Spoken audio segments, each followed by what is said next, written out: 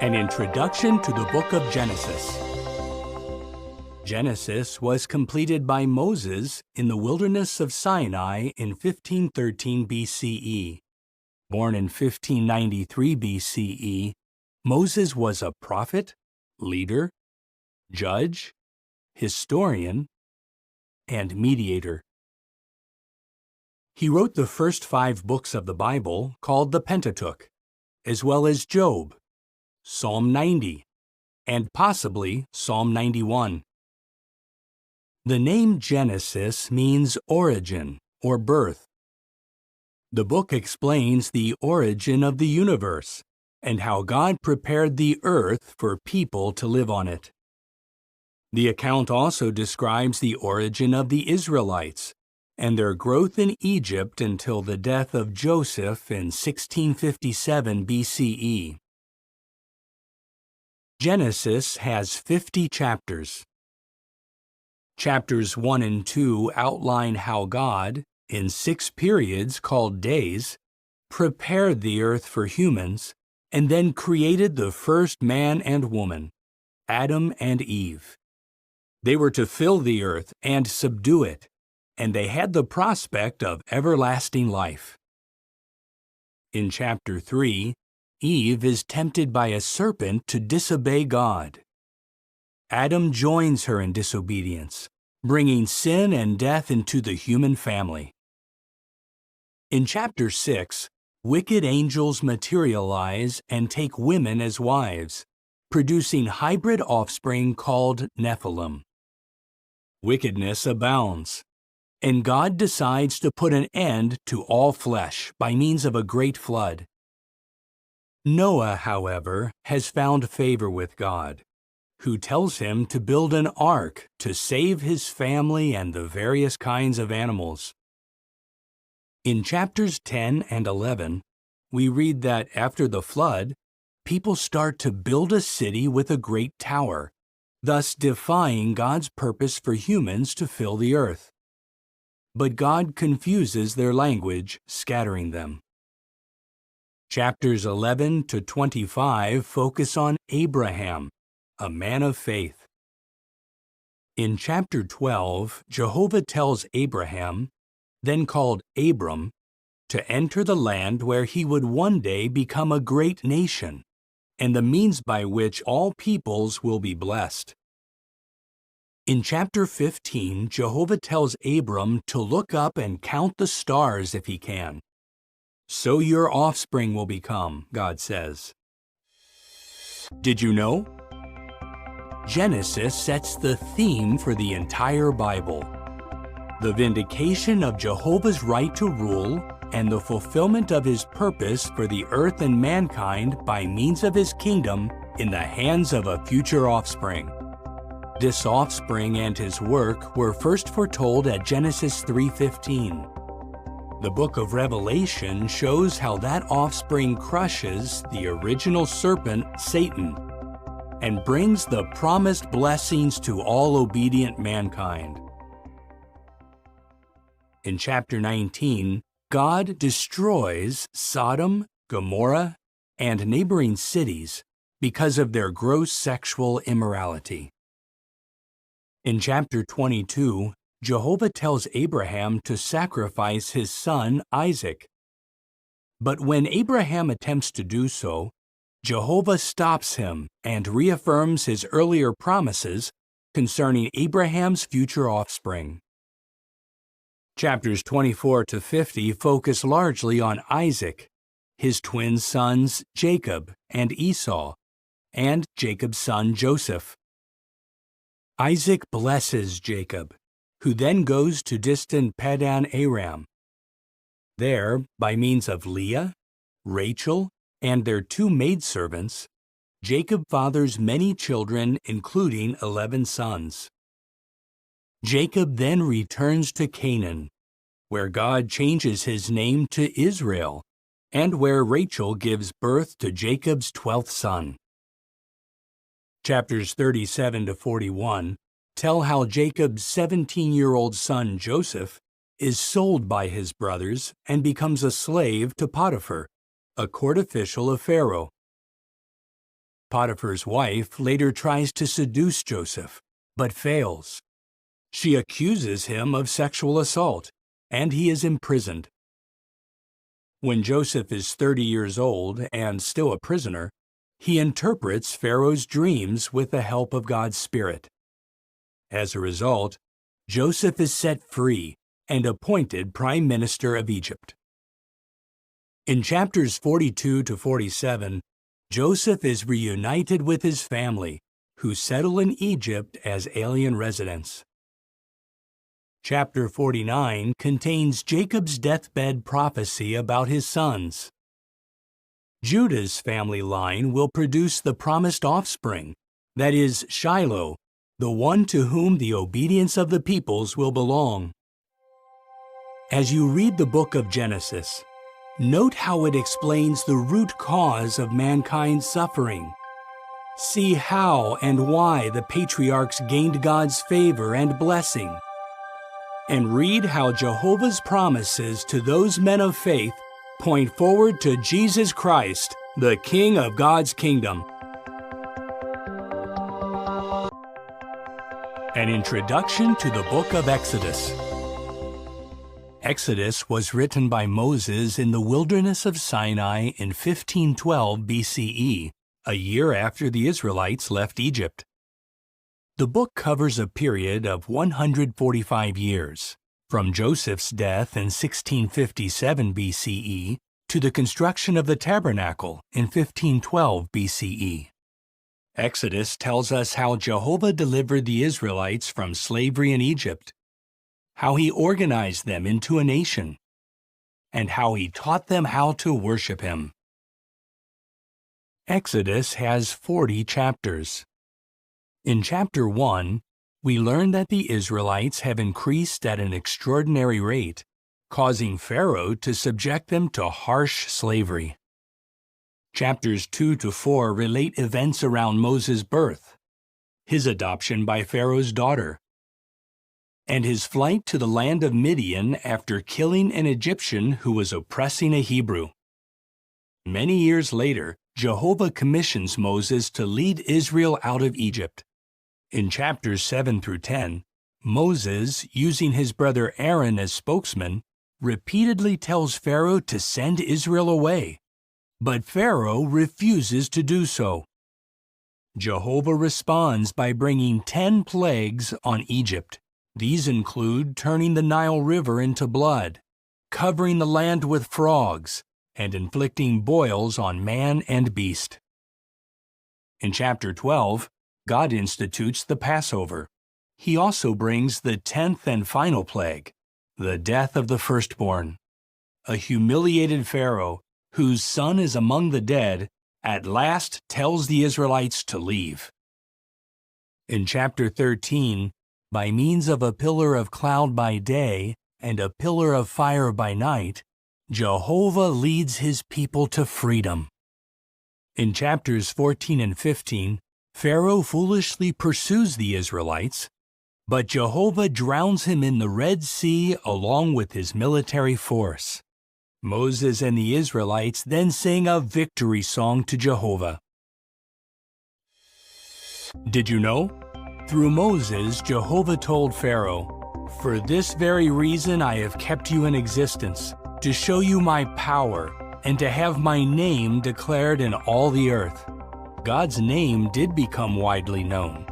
Even 40 years later, the people of Canaan, including Rahab of Jericho, recalled the events at the Red Sea.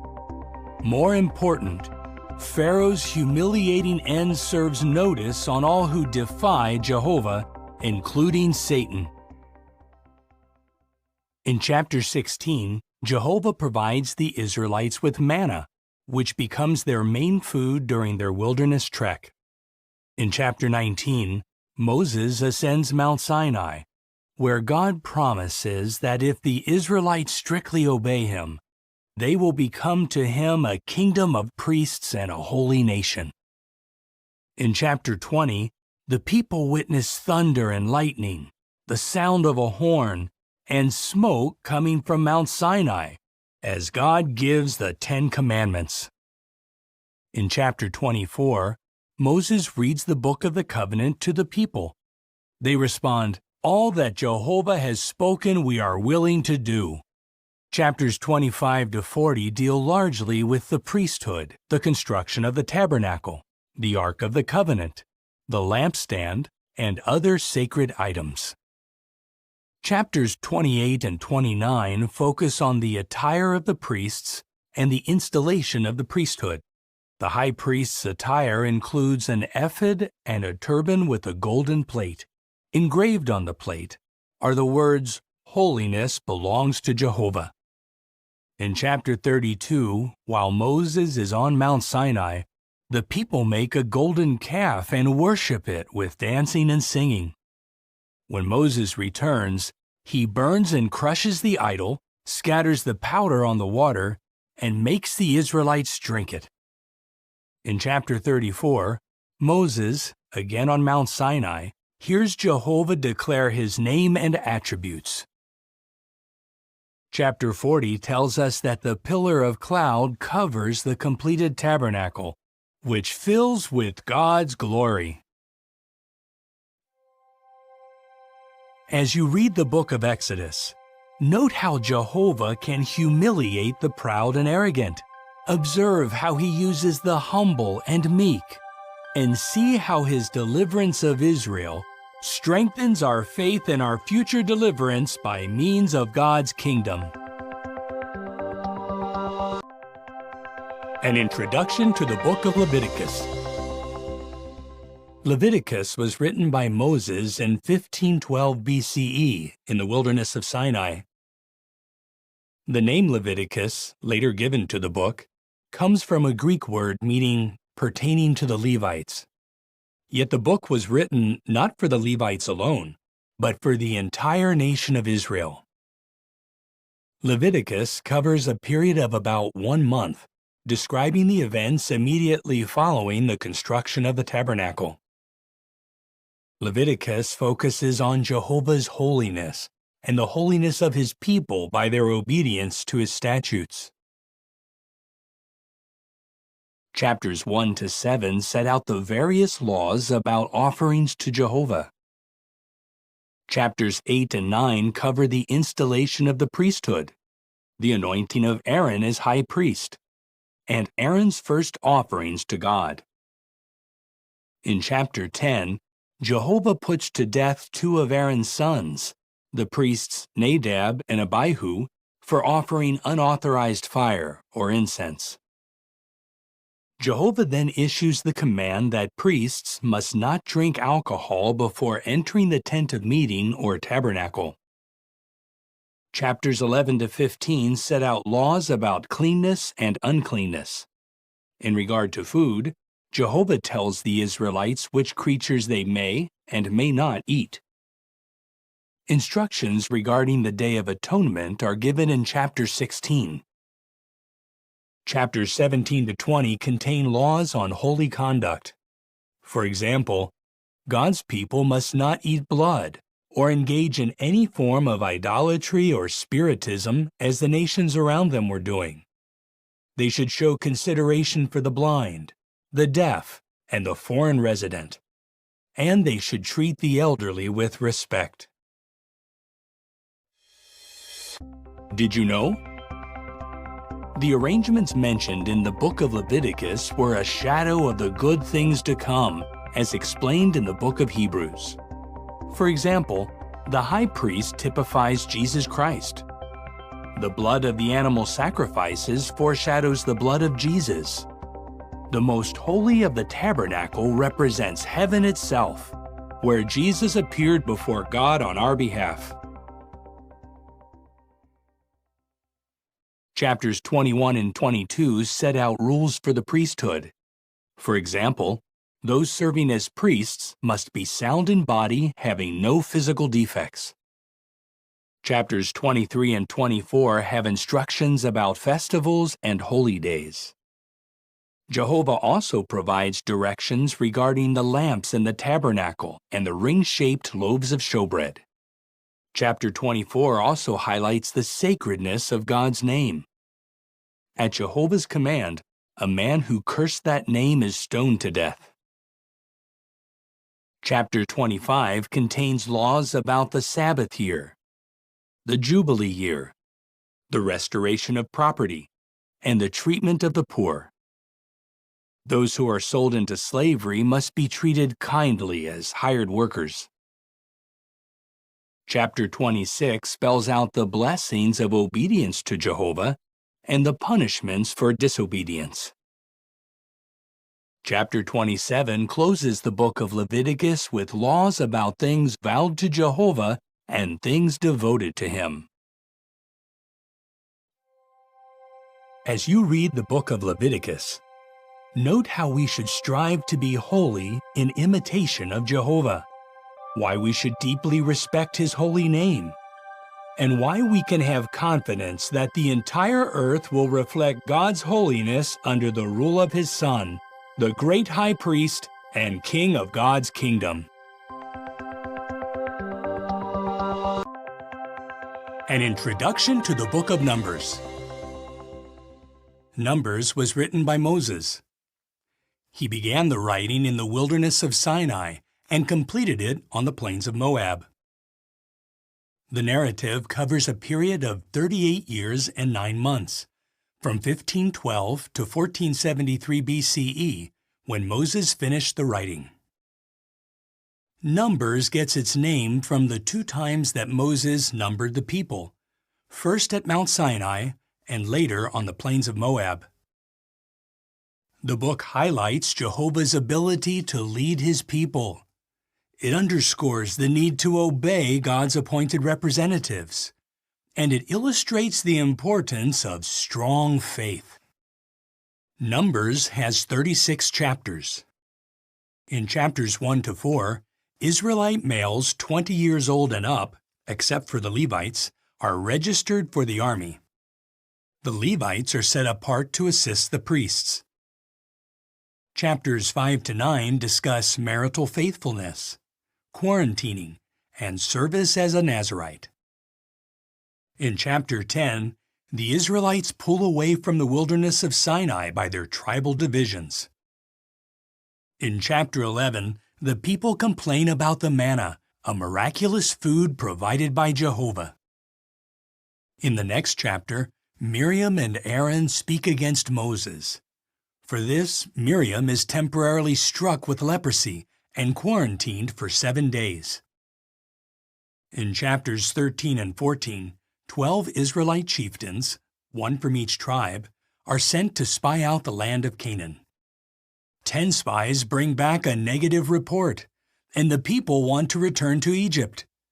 For this gross lack of faith, the Israelites must wander in the wilderness for 40 years until that generation has died.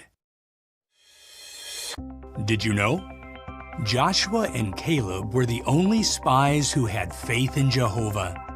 So they were the only spies who would enter the Promised Land. And they did. Caleb inherited the field and settlements of Hebron. Joshua's inheritance was in the mountainous region of Ephraim, where he died at the age of 110. Chapters 15 to 17 discuss the various offerings for sins, as well as the rebellion and execution of Korah, Dathan, Abiram, and their supporters. In chapter 21, the people again complain about the manna, calling it contemptible bread. In chapters 22 to 24, Moabite king Balak hires Balaam, a greedy non-Israelite, to curse Israel. But Jehovah makes Balaam pronounce blessings. In chapter 25, many of God's people commit sexual immorality with Moabite women. This leads to idolatry and the death of 24,000 Israelites by a scourge from God. In the next chapter, Moses takes the second census. In chapter 27, the daughters of Zelophehad tell Moses that they have no brother to carry on the family inheritance. Jehovah directs that in such situations, a daughter may have that privilege. Then, God commands Moses to ascend a mountain in the region of Abiram to view the Promised Land. Because Moses is soon to die, Jehovah tells him to appoint Joshua to lead Israel into Canaan. Chapters 31 to 36 discuss the apportioning of Canaan and other matters as the Israelites prepare to cross the Jordan River. As you read the book of Numbers, note how Jehovah patiently guides his people. See why we need to obey those appointed to take the lead among us, and reflect on our need for strong faith as we approach a far greater promised land, the new world under God's kingdom.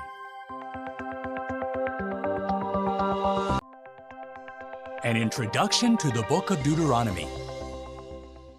Deuteronomy was written by Moses on the plains of Moab in 1473 BCE, just before the Israelites entered the Promised Land.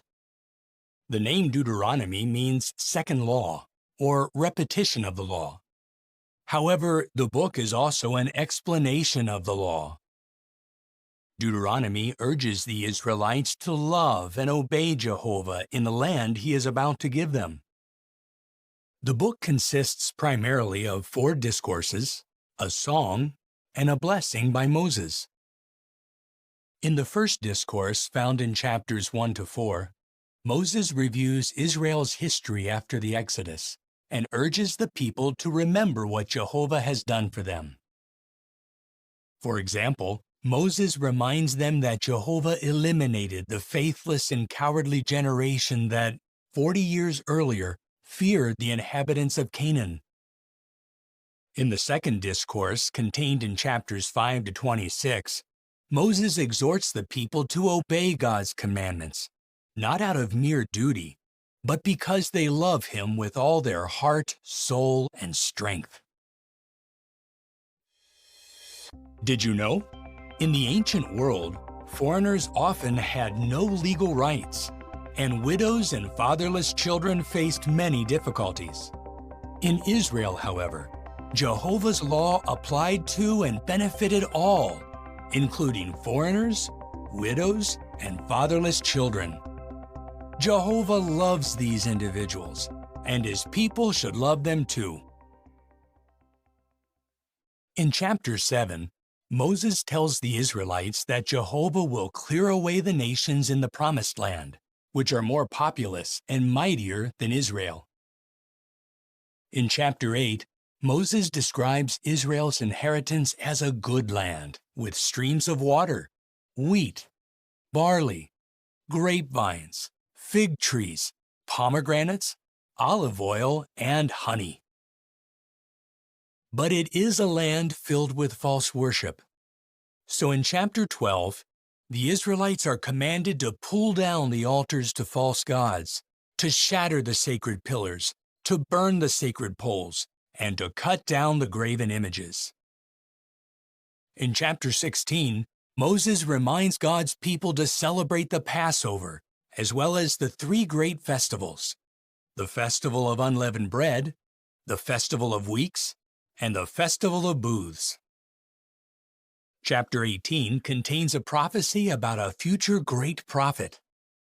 Moses says, "Jehovah your God will raise up for you from among your brothers a prophet like me. You must listen to him." The third discourse in chapters 27 and 28 sets out the cursings for disobedience and the blessings for obedience.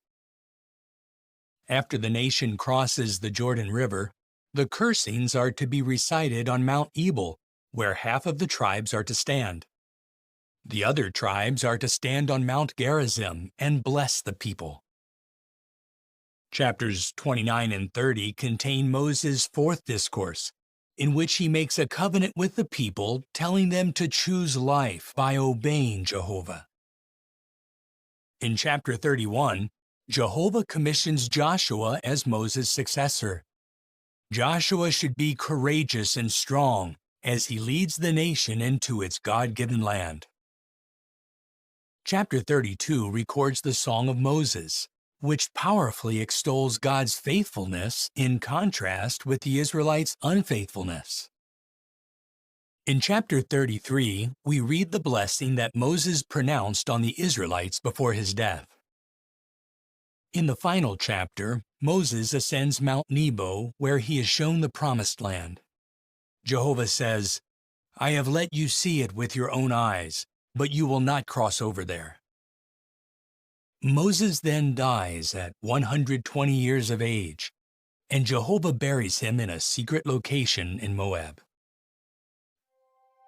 As you read the book of Deuteronomy, see how Jehovah blesses those who love him. Note how he withholds his blessing from those who disobey him. And discern how the principles behind God's law are reflected in the teachings of Jesus, the prophet like Moses, who is also the king of God's kingdom. An introduction to the book of Joshua. The book of Joshua is named after its writer, Joshua the son of Nun, who succeeded Moses as leader of Israel. The book likely covers a period of more than 20 years, starting in 1473 BCE and ending in about 1450 BCE when the book was completed. The book of Joshua can be divided into 4 sections: Israel's entry into Canaan, the conquest of the land, the apportioning of it to the individual tribes, and Joshua's final exhortations. The book provides valuable lessons on the need for courage, faith, and obedience, especially when God's people face strong enemies. In chapters 1 and 2, Jehovah tells Joshua to be courageous and strong. The Israelites prepare to cross the Jordan River, and Joshua sends out 2 spies who go to Jericho. The spies go to the home of Rahab, a prostitute. Moved by faith in Jehovah, she hides the spies, thereby disobeying the order of the king. In chapters 3 to 6, Israel miraculously crosses the Jordan River on dry ground, even though the river is at flood stage. The Israelites observe the Passover and begin to eat the produce of the land. Joshua then meets a man with a drawn sword. The man is the prince of Jehovah's army. Through him, Jehovah tells Joshua how to conquer Jericho. Chapters 6 to 12 describe the conquest of the Promised Land. In chapter 6, Jericho falls. Only Rahab and her father's household are spared. In chapter 7, Achan is exposed for disobediently taking spoil from Jericho. He is put to death along with his family, who no doubt helped to conceal his sin. Did you know? Rahab and Achan provide contrasting lessons in faith and obedience. Though a Canaanite, Rahab was saved because she obeyed the spies and showed courageous faith in Jehovah. Although Achan was a member of God's dedicated nation and witnessed Jehovah bringing down the walls of Jericho, he was put to death because of his disobedience, lack of faith, and greed. In chapter 8, Ai is conquered and reduced to a permanent mound of ruins. Joshua then reads God's law to the people. Half of the nation stands in front of Mount Gerizim, and the other half in front of Mount Ebal. In chapter 9, the Gibeonites trick Joshua into making a covenant with them, and he spares their lives. Chapters 10 to 12 contain a record of some of Israel's God-given victories. God even hurls great hailstones at the Amorites and makes the sun stand still so that Israel can take vengeance on its enemies. In chapters 13 to 22, the Promised Land is apportioned among the tribes of Israel. The tabernacle is set up at Shiloh, and the Israelites select 6 cities of refuge for the unintentional manslayer. In chapter 22, the tribes of Reuben and Gad and the half-tribe of Manasseh go to their inheritance east of the Jordan. Chapters 23 and 24 contain Joshua's farewell speeches. He tells the people to fear Jehovah and serve him with integrity and faithfulness. Joshua, as well as Aaron's son Eleazar, then die. Also, the Israelites fulfill their sworn oath to bury the bones of Jacob's son Joseph in the Promised Land. As you read the book of Joshua, note how Jehovah blesses faithful and obedient ones. See how he fights for his people, and observe how he fulfills all his promises, thus strengthening our faith in our future inheritance under his glorious kingdom. An introduction to the Book of Judges. The Book of Judges was written by the prophet Samuel, who completed it in about 1100 BCE. Judges covers a period of some 330 years, from about 1450 to approximately 1120 BCE. The book primarily discusses the exploits of the judges, whom Jehovah used to deliver his people from oppression. In chapter 1, we read that the Israelites do not drive out all the pagan inhabitants of the land. Instead, they subject some of them to forced labor. In chapter 2, an angel warns the Israelites that because they have not listened to Jehovah, the remaining people of the land will ensnare them in false worship. In chapters 3 to 16, we see that the angel's words begin to be fulfilled after the death of Joshua and his generation. In an often repeated cycle, the Israelites take up false worship. Jehovah abandons them to their foes. The people cry out for help, and Jehovah raises up judges to deliver them. The 12 judges are Othniel, Ehud, Shamgar, Barak, Gideon, Tola, Jair, Jephthah, Ibzan, Elon, Abdon, and Samson. Did you know? The judges described in this book were men of faith who led and delivered God's people, recognizing Jehovah as the true leader and deliverer. They were not judges in the legal sense of the word. In chapter 3, Judges Othniel and Ehud deliver the Israelites from servitude to the kings of Mesopotamia and Moab. In chapter 4, a prophetess named Deborah sends for a man of faith named Barak. She tells him that Jehovah will grant him victory over Sisera, the chief of the army of Canaanite king Jabin, who is oppressing Israel. Jehovah gives Sisera's entire army into the hands of Barak. Not so much as one man remains. Sisera himself is executed by a woman named Jael. In chapters 6 to 8, Jehovah uses Judge Gideon and just 300 men to take the lead in delivering Israel from Midianite oppression. Chapters 11 and 12 discuss the exploits of Judge Jephthah. With Jehovah's help, he subdues the Ammonites who, along with the Philistines, had oppressed Israel for 18 years. Chapters 13 to 16 describe the exploits of Judge Samson, a Nazirite to whom Jehovah gives extraordinary physical strength. Samson takes the lead in saving Israel out of the hand of the Philistines. The events in chapters 17 to 21 fit an earlier period of time. In chapter 17, a man in Ephraim named Micah, who has a house of gods, hires a young Levite named Jonathan to serve as his priest. Jonathan, however, is not of the priestly family. In chapter 18, hundreds of Danites who are on their way to conquer land for their tribe make a stop at Micah's house. They steal his gods and take Jonathan to be their priest.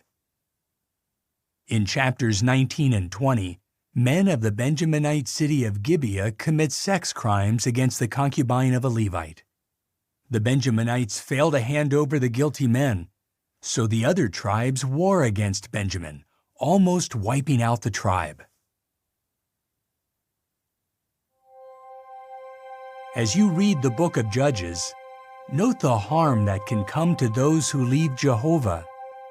Observe how merciful God is when His people repent and cry out to Him for help. And see why we can trust Jehovah, our great judge, to deliver us from all our enemies by means of His kingdom. An introduction to the book of Ruth. The prophet Samuel is believed to be the writer of this book. The book of Ruth was completed about 1090 BCE. The events related cover a period early in the time of the Judges. The book takes its name from one of its principal characters, Ruth the Moabitess. The other main characters are Naomi and Boaz. In chapter 1, a famine moves a man named Elimelech to take his family from Bethlehem to the land of Moab. In Moab, Elimelech dies. His sons Mahlon and Chilion marry the Moabite women Ruth and Orpah.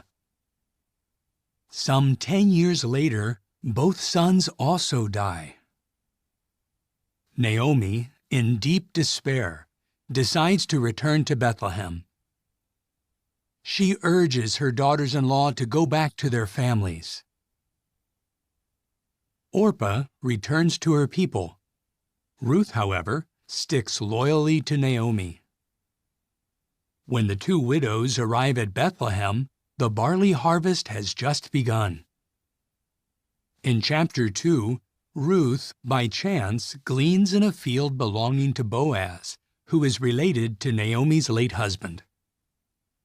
Recognizing Ruth's fine qualities, Boaz tells her to continue gleaning in his fields. When Ruth later tells Naomi that she had gleaned in the fields of a man named Boaz, Naomi says, "The man is related to us. He is one of our repurchasers." In chapter 3, Naomi instructs Ruth to ask Boaz to act as repurchaser. He and Ruth could then raise up offspring for Naomi in order to carry on the family line of Elimelech. Boaz is willing to perform this loving deed, but he tells Ruth that Naomi has a closer male relative who could repurchase her. In chapter 4, Boaz goes to the Bethlehem city gate where he meets with the other male relative, who is referred to as so-and-so. When the relative, in the presence of 10 city elders, learns of his obligations, he declines to help. Boaz then publicly accepts the responsibilities of repurchaser. Boaz now marries Ruth, and they have a son, whom the neighbor women name Obed. Did you know? Boaz set a fine example of obedience to Jehovah. He did all in his power to help Naomi and Ruth by applying God's law on repurchase, taking no shortcuts. The book concludes, Obed became father to Jesse, and Jesse became father to David, who became a king of Israel and an ancestor of the Messiah. As you read the book of Ruth, see how Jehovah turns tragedy into triumph. Observe how he rewards those who love and obey him. And note how the book contributes to the history of David's family line, which produced the King of God's kingdom.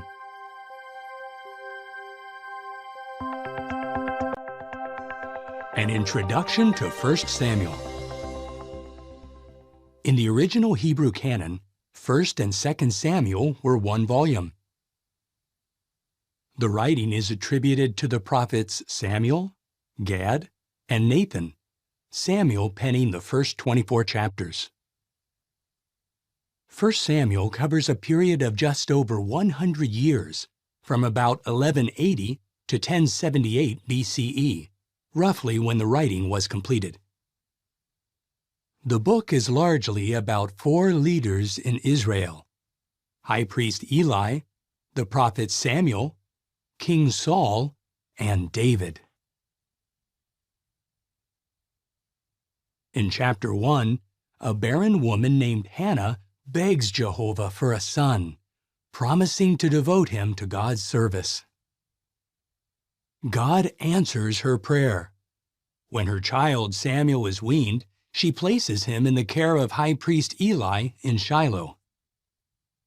In chapter 3, Jehovah tells young Samuel to deliver a judgment message against Eli's house because he has failed to rebuke his wicked sons.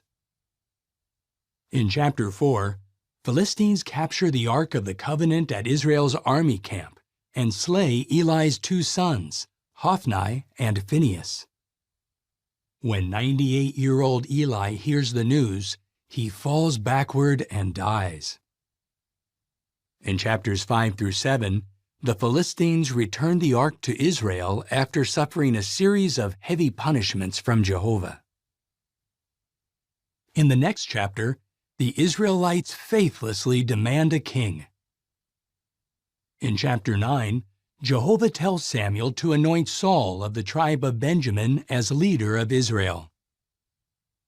Chapter 11 shows that Saul starts out well, but before long he becomes disobedient.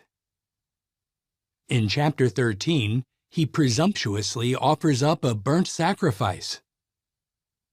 In chapter 15, he defeats the Amalekites, but disobediently spares King Agag and the best of the herd and the flock. To obey is better than a sacrifice, Samuel says. He then tells Saul that God has rejected him from being king. In chapter 16, Samuel anoints David, a son of Jesse, to be the next king. In the next chapter, David, with just a sling and a stone, kills the giant Goliath, a champion of the Philistines.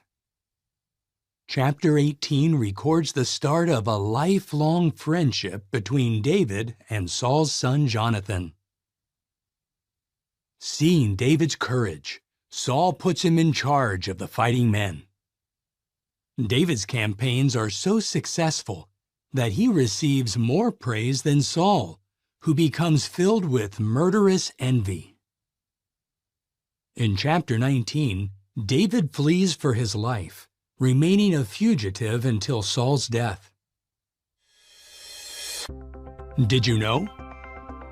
1 Samuel has valuable lessons about faith and obedience. Eli and Saul disobeyed Jehovah and came to a tragic end. Samuel and David, however, served God faithfully from their youth, thus enjoying his blessing throughout their lives.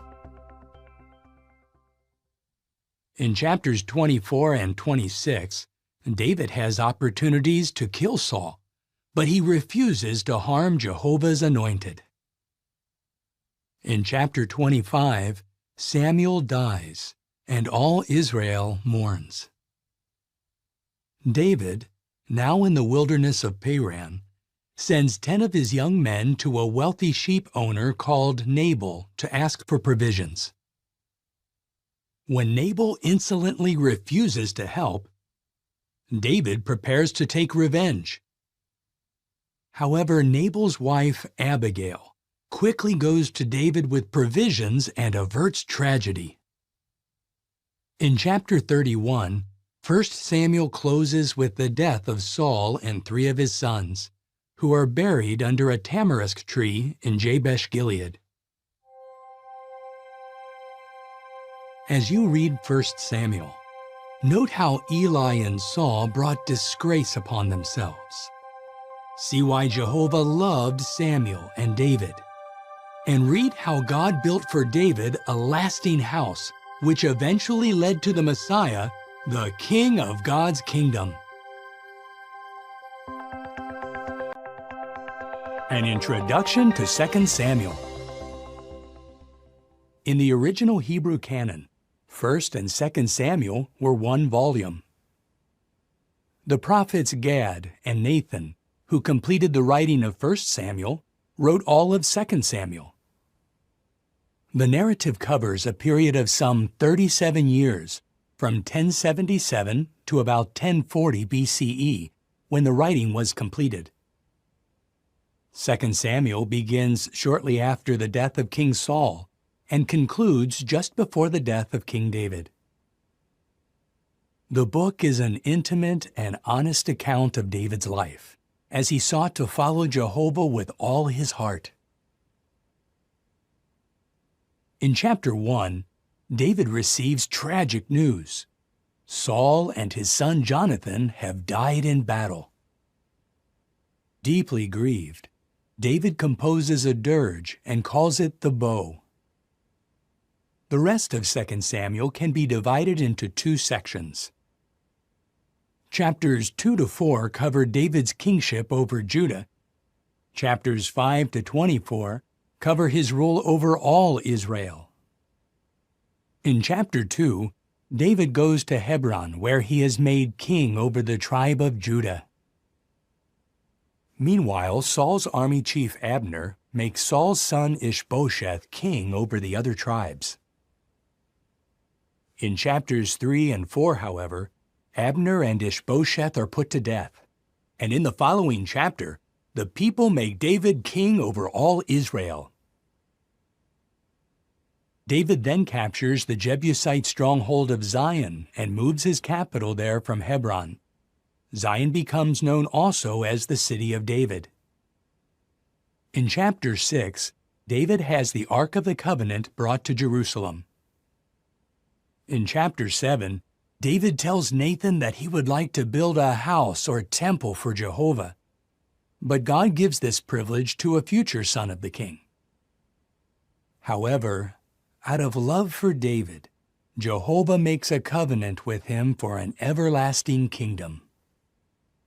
Chapters 8 and 10 tell about David's victories over the Amalekites, Moabites, Philistines, and other enemies. Chapter 11 brings us to one of the darkest periods in David's life. He commits adultery with Bathsheba. She becomes pregnant, and David has her husband Uriah killed in battle. In chapter 12, Nathan, at Jehovah's direction, reproves David. He also says that calamity will befall David's house, and that Bathsheba's newborn son will die. Bathsheba, who is now David's wife, becomes pregnant again and gives birth to Solomon. In chapters 13 to 18, the foretold calamities on David's house begin. David's son Absalom conspires to usurp the throne, and David is forced to flee Jerusalem. In chapter 18, David's men defeat Absalom's, and Joab puts Absalom to death. Did you know? 2 Samuel powerfully illustrates the Bible's honesty. Even the failings of Israel's great leaders are openly exposed. We also see that truly repentant sinners, while reaping what they have sown, can be forgiven. In chapter 23, David humbly acknowledges, "The Spirit of Jehovah spoke through me. His word was on my tongue." In chapter 24, David is incited to register the nation. This bad act angers Jehovah, who brings a scourge on the people. At the prophet Gad's direction, David buys the threshing floor of Araunah the Jebusite, builds an altar there, and offers up sacrifices to God. At Jehovah's command, the scourge against Israel is halted. As you read 2 Samuel, see how honestly God's prophets recorded Israel's history. Observe how sin can have tragic consequences. And note God's promise to give David a lasting kingdom, a promise fulfilled in Jesus Christ, the Son of David and King of God's kingdom. An introduction to 1 Kings. 1 and 2 Kings were originally one volume, which was later made into two. Jeremiah is believed to be the writer. 1 Kings continues where 2 Samuel leaves off. The account covers a period of some 129 years, beginning about 1040 BCE with King David's final days, and ending in about 911 BCE, when King Jehoshaphat dies. In the first part of the book, after the death of King David, Israel enjoys peace and prosperity under Solomon's rule. In the second part, false worship takes root, and Israel is split into two kingdoms. In chapter 1, Solomon is anointed as king. In chapter 3, Jehovah blesses King Solomon with extraordinary wisdom, along with riches and glory. In chapter 4, God's people prosper under Solomon's rule. Chapters 5 through 8 discuss the construction of the temple, the making of its utensils, and Solomon's dedication prayer. In chapter 10, the Queen of Sheba hears a report about Solomon and then travels to Jerusalem to see him. After observing the king's wisdom and prosperity, she says, "Look, I had not been told the half." In chapter 11, Solomon, in disobedience to Jehovah, loved many foreign women. These pagan wives gradually incline Solomon's heart to worship other gods, including Ashtoreth and Milcom. After reigning for 40 years, Solomon dies, and his son Rehoboam takes the throne.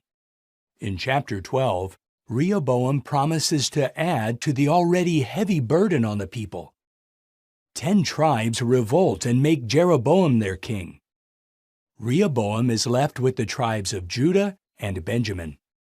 Jeroboam sets up the worship of golden calves to discourage his subjects from worshiping in Jerusalem. Idolatry becomes entrenched in the northern kingdom, and this leads to oppression, power struggles, and assassinations. In chapters 14 and 15, Rehoboam and Abijam after him allow false worship to take root in the southern kingdom. Did you know? About 33 years after Solomon inaugurated the temple, Jehovah allowed Pharaoh Shishak to plunder its treasures. This shows that Jehovah is pleased not by impressive buildings, but by pure worship. In chapter 15, Asa becomes king in Jerusalem, and he does what is right in God's eyes. He is succeeded by his son Jehoshaphat, who imitates his good example. The next chapter mentions a number of wicked kings in the northern kingdom. These include Ahab, who marries the pagan princess Jezebel. She and her husband bring Baal worship into the kingdom. In chapter 18, the prophet Elijah proposes a test on Mount Carmel to show who is the true God, Jehovah or Baal. Jehovah demonstrates that he is the true God. In chapter 19, Elijah flees for his life when he receives a death threat from Jezebel. Jehovah appears to Elijah at Mount Horeb and comforts him in a calm, low voice. He gives Elijah further assignments. In the final chapter, Ahab disregards the prophet Micaiah's warning against fighting Syria. As a result, Ahab is killed in battle. His son Ahaziah takes the throne in Israel. Later, Jehoshaphat also dies, and his son Jehoram becomes king in Judah. As you read 1 Kings, note how false worship leads to great suffering. See how true worship promotes peace and happiness. And take comfort that Solomon's wisdom pales in comparison to that of Jesus Christ, the incorruptible King of God's kingdom. An introduction to the book of Ezra. The book was written by Ezra, a priest from the family line of Aaron, Ezra was a man of faith who made a diligent study of the Scriptures, and as a priest, had the responsibility to teach God's Word to others. He was also a skilled copyist, a job that required meticulous attention to detail. This thoroughly researched account picks up right where he concluded the book of 2 Chronicles, following the Jewish captivity in Babylon. He wrote this book in about 460 BCE in Jerusalem. Did you know? The books of Ezra and Nehemiah were combined on one scroll. Later, though, the scroll was divided into the two books we have in our Bibles today. The book of Ezra contains 10 chapters. Chapters 1 through 6 describe the return of a small group of Jews to Jerusalem. In 537 BCE, they rebuilt the altar and celebrated the Festival of Booths, thus ending the 70-year desolation. In the following year, the foundation of the temple was laid. And although opposition halted the work for a time, the house of Jehovah was completed by 515 BCE. In chapters 7 to 10, we jump forward almost 50 years to 468 BCE as Ezra recounts his own perilous journey to Jerusalem. Upon arrival, Ezra was shocked to find that serious sins have taken place among the Jews. He approached Jehovah in public prayer, and action was taken to restore the spiritual condition of the people. As you read the book of Ezra, take note of how Jehovah fulfilled his promise to free his people from exile in Babylon and to restore true worship in Jerusalem. Important steps leading to the appearance of the Messiah. An introduction to the book of Nehemiah. Nehemiah was a faithful Jewish man who served in the royal Persian court of Shushan.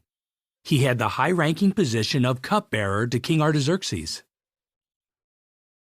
Sometime after 443 BCE, the book of Nehemiah was written in Jerusalem. It begins by describing events that happened about 12 years after those in Ezra's account.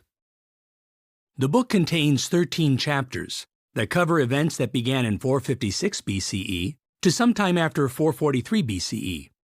However, the first 12 chapters focus on what took place just within the first year. The events in chapters 1 and 2 began to take place near the end of 456 BCE. Men from Jerusalem told Nehemiah about the deplorable condition of the city's walls and gates. Nehemiah prayed to God for direction. In answer to Nehemiah's prayer, the Persian king sent him to Jerusalem as governor and granted him permission to rebuild the walls. Upon arrival, Nehemiah inspected the city walls. He then gathered the people and announced his mission with the words, "Let us rebuild the walls of Jerusalem." The mission to rebuild Jerusalem marked the beginning of the 70 weeks of years mentioned in Daniel's prophecy. At the end of 69 weeks of years, the Messiah would appear. Chapters 3 to 6 recount the rebuilding of Jerusalem's walls and gates despite enemy opposition. Did you know? A large workforce of men and women repaired the estimated 2,600 meters of walls with its gates in just 52 days. Chapters 7 to 12 show how Nehemiah and Ezra took the lead in helping the people return to true worship. The people gathered to hear the law being read and explained. Next, the 8-day Festival of Booths was held. After this, the walls of Jerusalem were inaugurated. Nehemiah continued as governor of Jerusalem for 12 years before returning to his duties under King Artaxerxes. Chapter 13 tells us that Nehemiah traveled to Jerusalem a second time, only to find that the Jews had not kept their promises to Jehovah. He then took decisive action to correct the situation. As you read this stirring account, notice how Jehovah used a Persian king to accomplish his will. Observe how Nehemiah's zeal for and knowledge of God's law led to blessings, And note how the rebuilding of Jerusalem's walls became a key to understanding an important prophecy in Daniel that pointed to the appearance of the Messiah. An introduction to the book of Esther.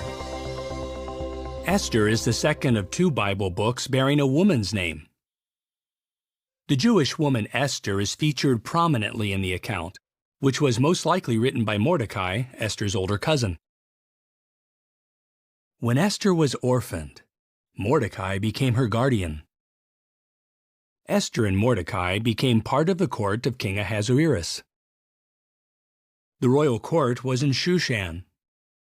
The city of Shushan was located in the heart of the Persian Empire, which spanned from India to Ethiopia. The book of Esther records events that began in 493 BCE.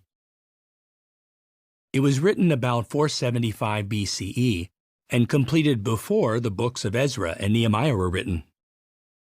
In Esther's day, a small remnant of Jews had already returned to rebuild the temple in Jerusalem, but many others still lived throughout the Persian Empire.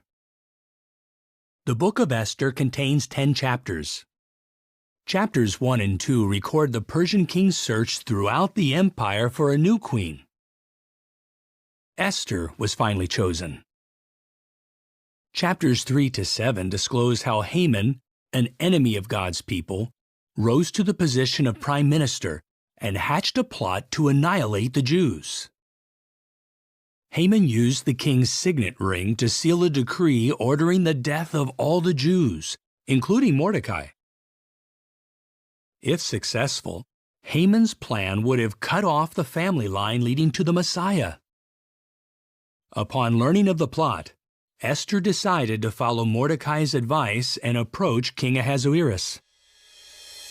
Did you know?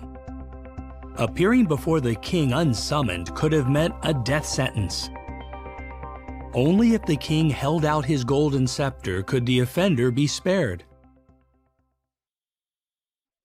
Esther courageously approached the king and exposed the wicked plot. Upon learning of it, the king was so furious that he had Haman executed. Chapters 8 to 10 relate how Mordecai is appointed prime minister in place of Haman. Esther and Mordecai enacted a new legal decree, sealed with the king's own signet ring, that authorized the Jews to defend themselves when attacked. The decree was sent throughout the empire. Jehovah gave the Jews a great victory and preserved the family line leading to the Messiah.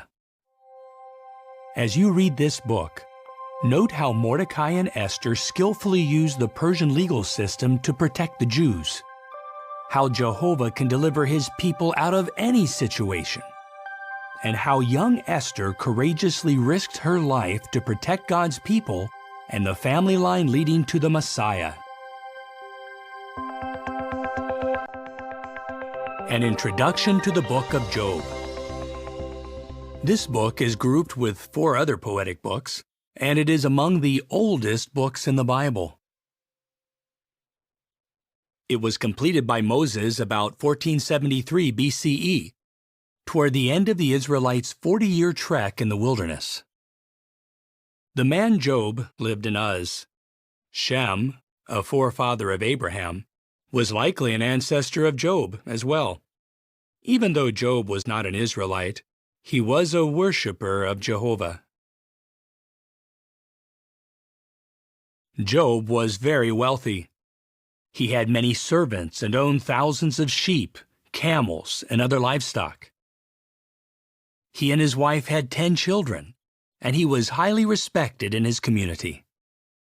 However, all of this was lost because of a series of tragic events. At the time Job's trials took place, Jehovah said that there was no one like Job on the earth. Therefore, we can place these events after the death of the faithful man Joseph, but before Moses became leader over Israel. The book of Job contains 42 chapters. Chapters 1 and 2 reveal events that took place in the heavens.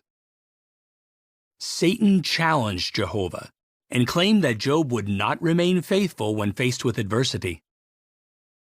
Chapters 3 to 31 contain several rounds of debates between Job and his three companions, Eliphaz, Bildad, and Zophar. Eliphaz ridiculed Job's integrity and implied that man is useless to God. Bildad suggested that Job was suffering as punishment for his sins. Zophar harshly insinuated that Job was wicked.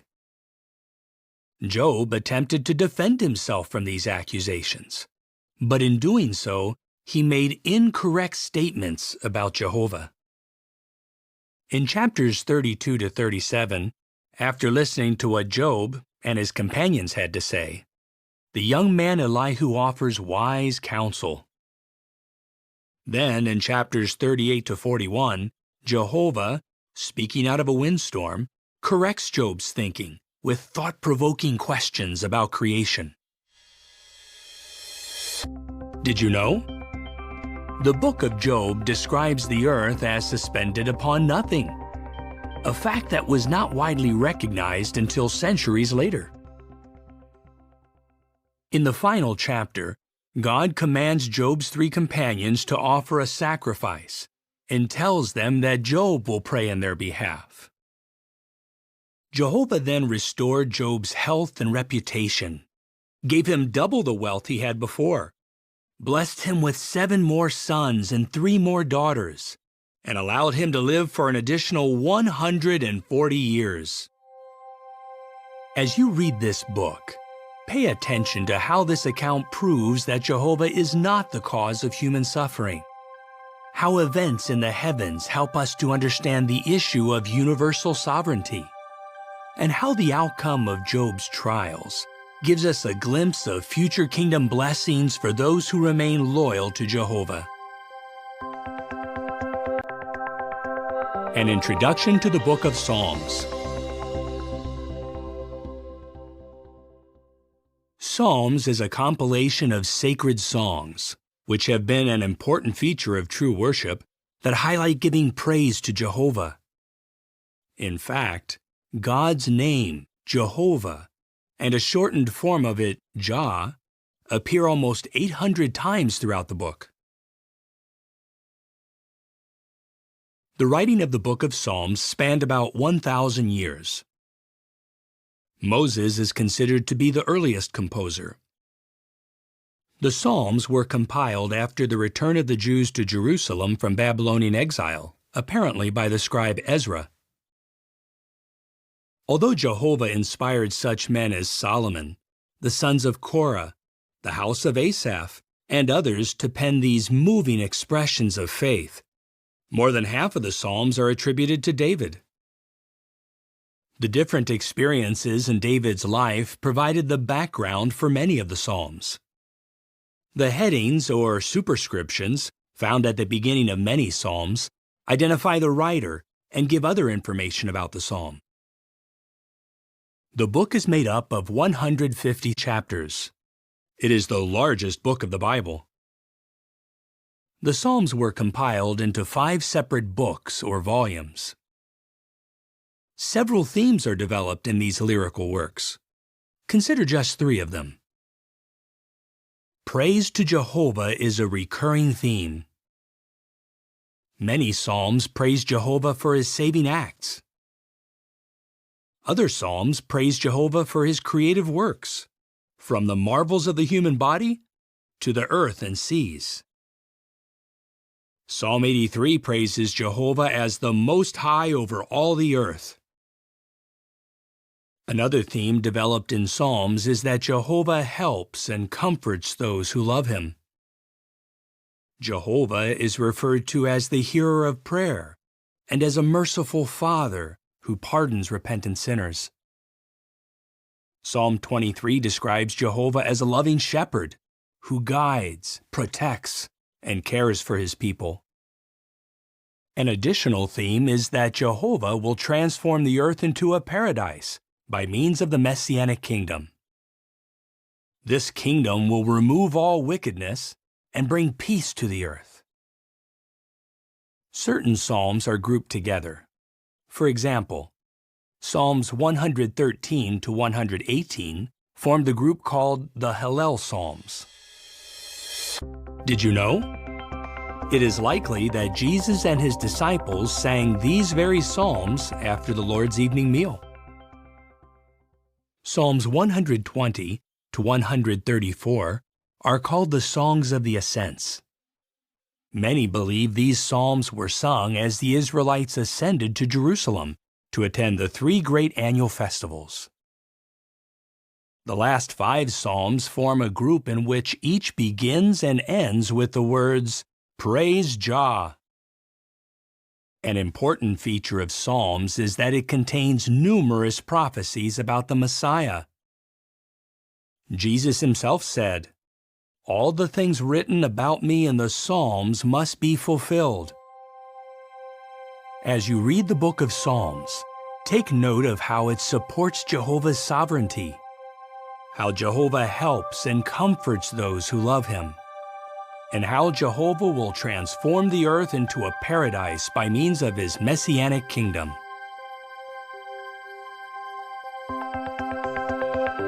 An introduction to the book of Proverbs. King Solomon composed the majority of the Proverbs. Solomon became king of Israel in 1037 BCE, and Jehovah gave him extraordinary wisdom. Most of Solomon's Proverbs, or wise sayings, were written down during his reign. However, it seems that the entire collection of Proverbs was compiled into one book sometime around 717 BCE in Jerusalem, before the end of King Hezekiah's reign.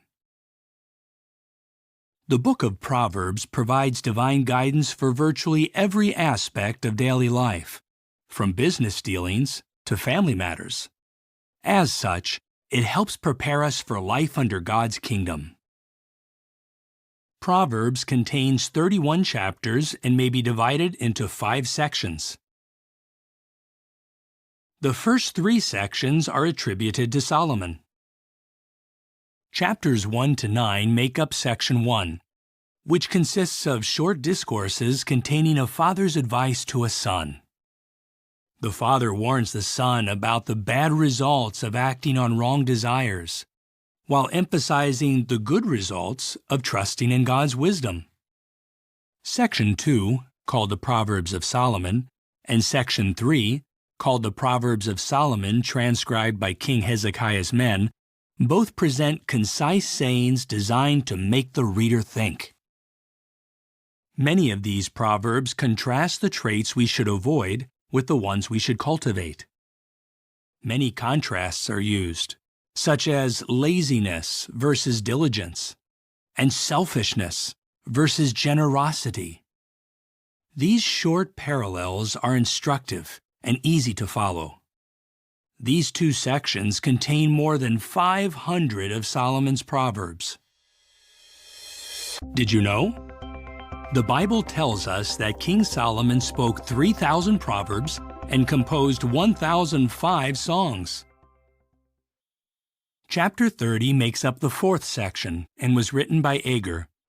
He uses comparisons of 4 to help us reflect on godly wisdom, such as 4 things that are small, yet instinctively wise.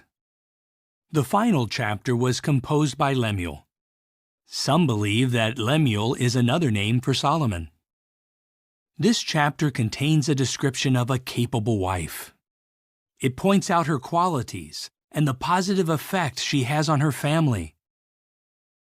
Godly wisdom must be sought after like hidden treasure, but its value is eternal, unlike that of silver and gold.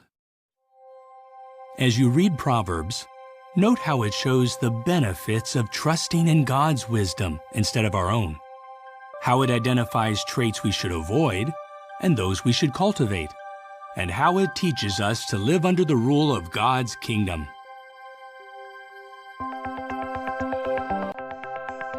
An introduction to the book of Ecclesiastes. King Solomon, who ruled over Israel from Jerusalem, wrote this book.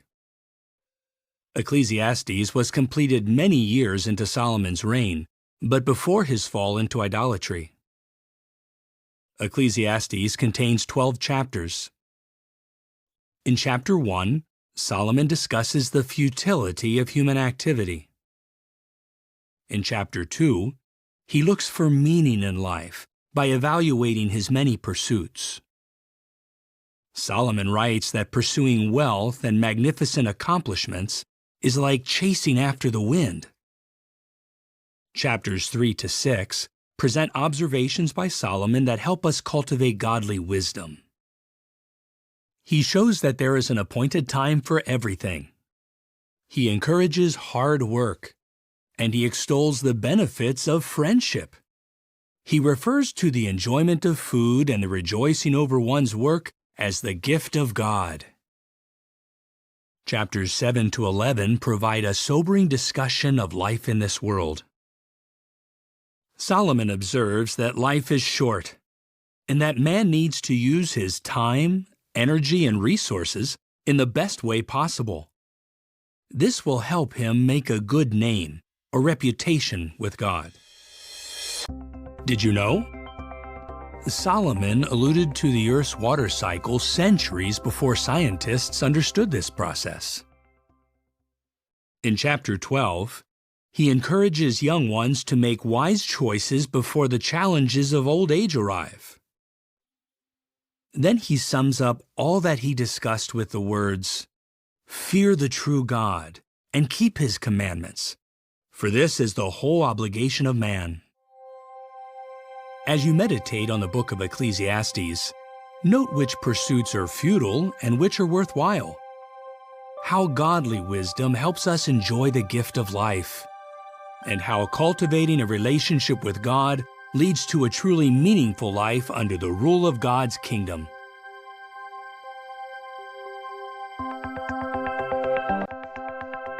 An introduction to the Song of Solomon, also known as Canticles. King Solomon wrote this poetic book in Jerusalem. It was composed sometime after the temple was built. Of the many songs composed by Solomon, this is considered his greatest. The main character is the Shulamite girl. Other characters included in this drama are the Shulamite's brothers, the shepherd, Solomon, the daughters of Jerusalem or ladies of Solomon's court, and the daughters of Zion or women of Jerusalem. The song is presented through a series of conversations in which the speakers are constantly changing. Although the characters speaking are not named, they can be identified by what they say or what is said to them. The Song of Solomon consists of 8 chapters.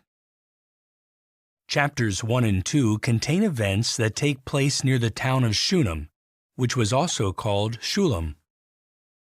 The Shulamite girl is brought into Solomon's camp, but she resists his advances and declares that she can love only her dear shepherd. Did you know? Shunem was the birthplace of David's nurse Abishag, and the place where the prophet Elisha often stayed with a family. Chapters 3 to 8 describe events that take place in Jerusalem. Solomon returns to his court, taking the Shulamite with him in an effort to impress her. The Shulamite tells the daughters of Jerusalem, or ladies of Solomon's court, not to arouse love in her for Solomon. The shepherd follows the Shulamite to Jerusalem and strengthens her with warm expressions of endearment. We should keep in mind the ancient Eastern setting of this song in order to appreciate the poetic expressions of endearment that may seem unusual today. The shepherd compares the Shulamite's eyes to those of a dove, her hair to a flock of goats, and her cheeks to a segment of pomegranate. Solomon approaches her again with flattering words, but she continues to reject his advances. In chapter 8, the Shulamite girl returns to her home. Having proved her exclusive devotion, she is reunited with her dear shepherd. Their unfailing love is described as the flame of Jah because Jehovah is the originator of true love. As you read this book, note the chasteness of the Shulamite girl. her loyalty to the shepherd, and how true love originates with Jehovah, whose sovereignty is based on love.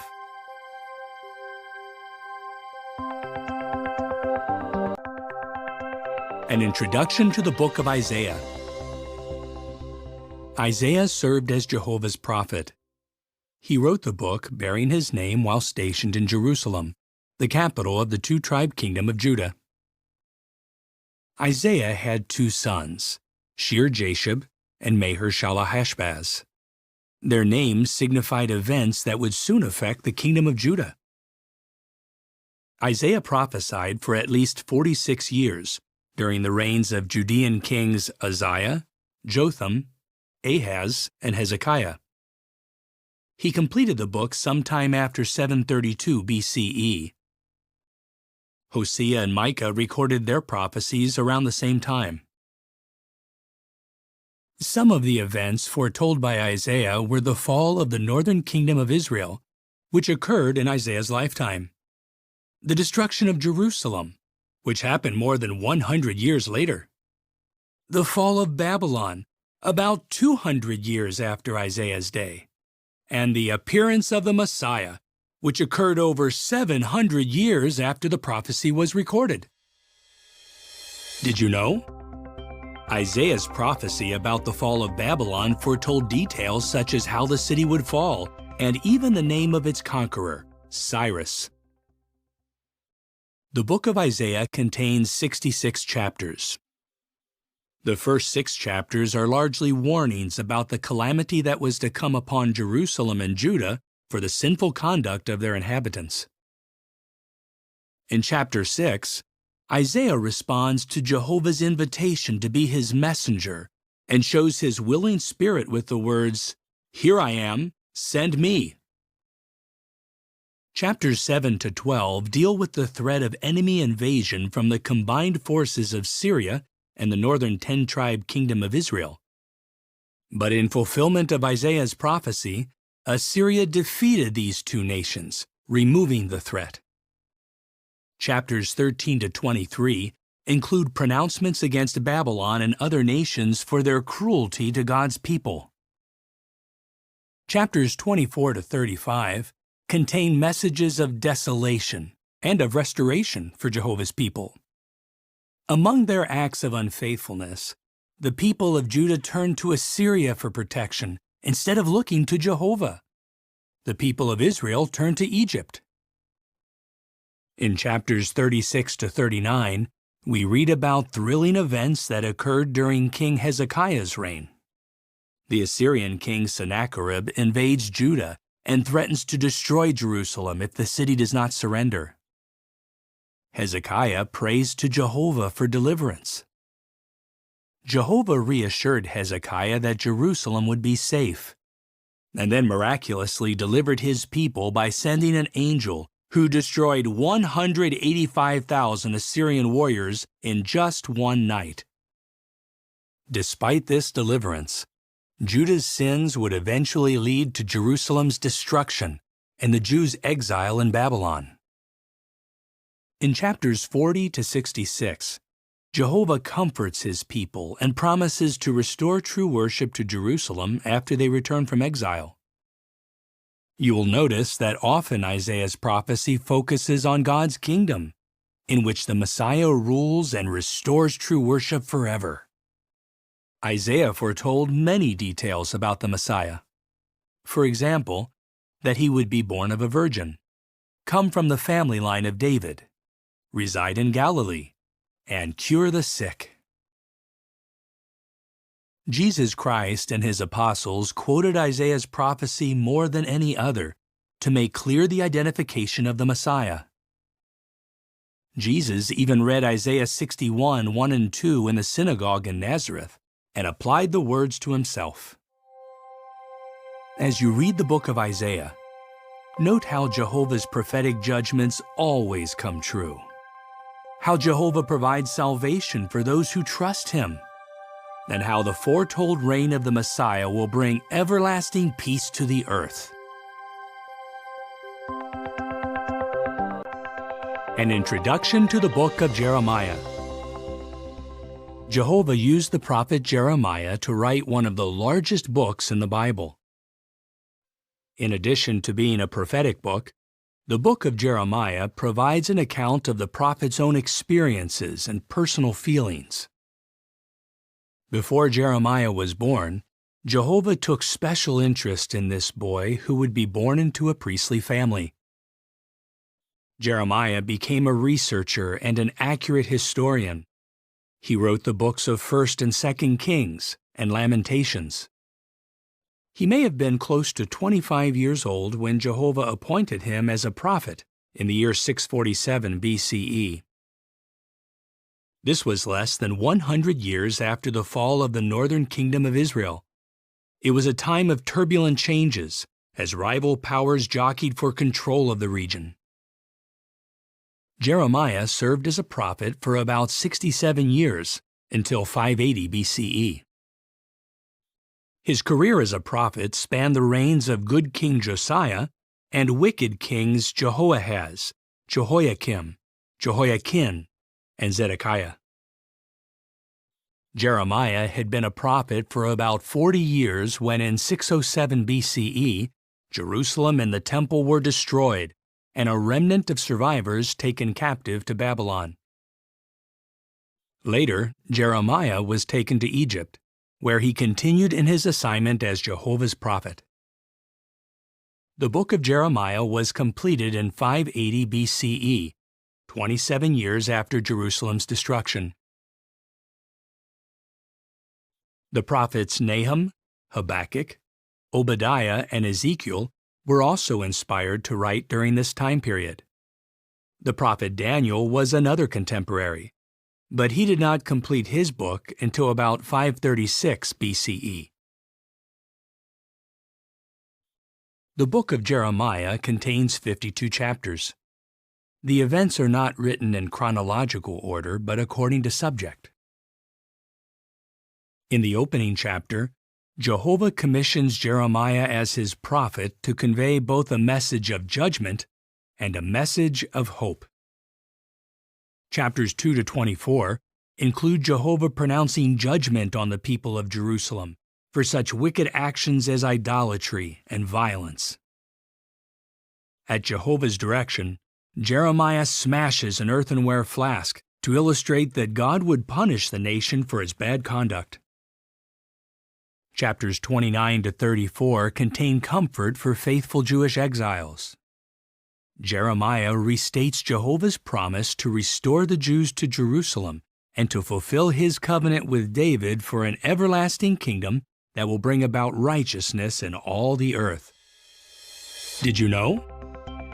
The prophet Daniel discerned from the book of Jeremiah that the desolation of Jerusalem would last for 70 years and that God's people were about to be released. Many chapters recount how Jeremiah boldly proclaimed Jehovah's message in the face of fierce persecution. In chapter 36, Jeremiah dictates to his secretary Baruch the words Jehovah directed against God's people and all the nations. On hearing the message read to him, King Jehoiakim cuts up the scroll and throws it into the fire. However, Jehovah directs Jeremiah to have it written again. Chapter 38 relates how King Zedekiah hands Jeremiah over to his enemies, who throw the prophet into a muddy cistern. He is rescued later by Ebed-Melech, a faithful worshiper of Jehovah. The book of Jeremiah contains strong pronouncements of judgment against many nations, including Egypt, Philistia, Moab, Ammon, Edom, and Babylon. These nations were condemned for their enmity toward God's people.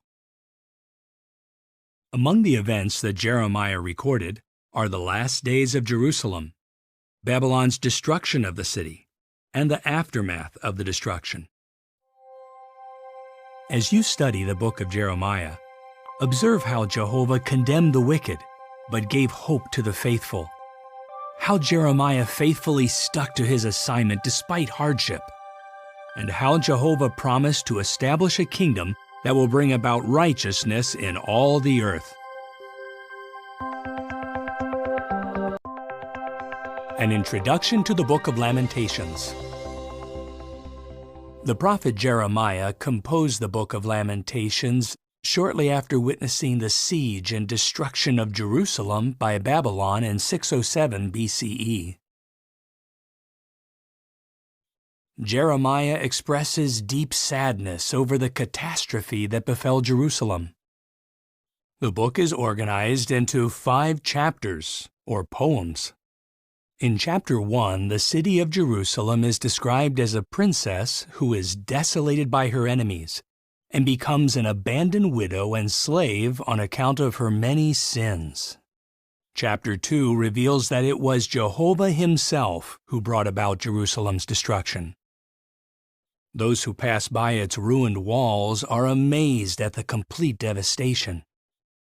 In chapter 3, Jeremiah speaks of the desolate nation as an afflicted man who pleads with Jehovah to remember his pitiable and homeless state.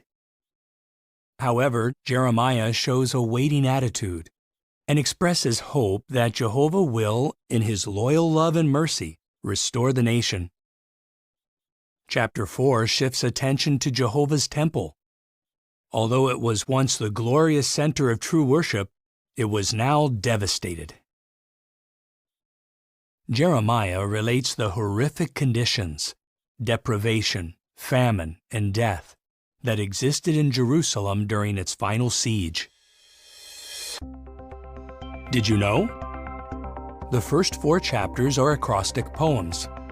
In each one, successive verses or groups of verses begin with a different letter of the Hebrew alphabet. Chapter 5 is written from the perspective of Jerusalem's former inhabitants, who have lost their homes and freedom. Jeremiah likens them to orphans without a father, who humbly beg Jehovah for mercy and salvation.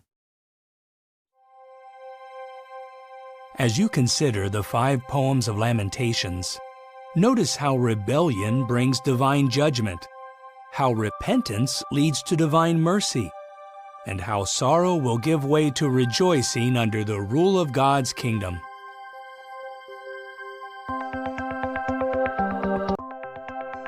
An introduction to the book of Ezekiel.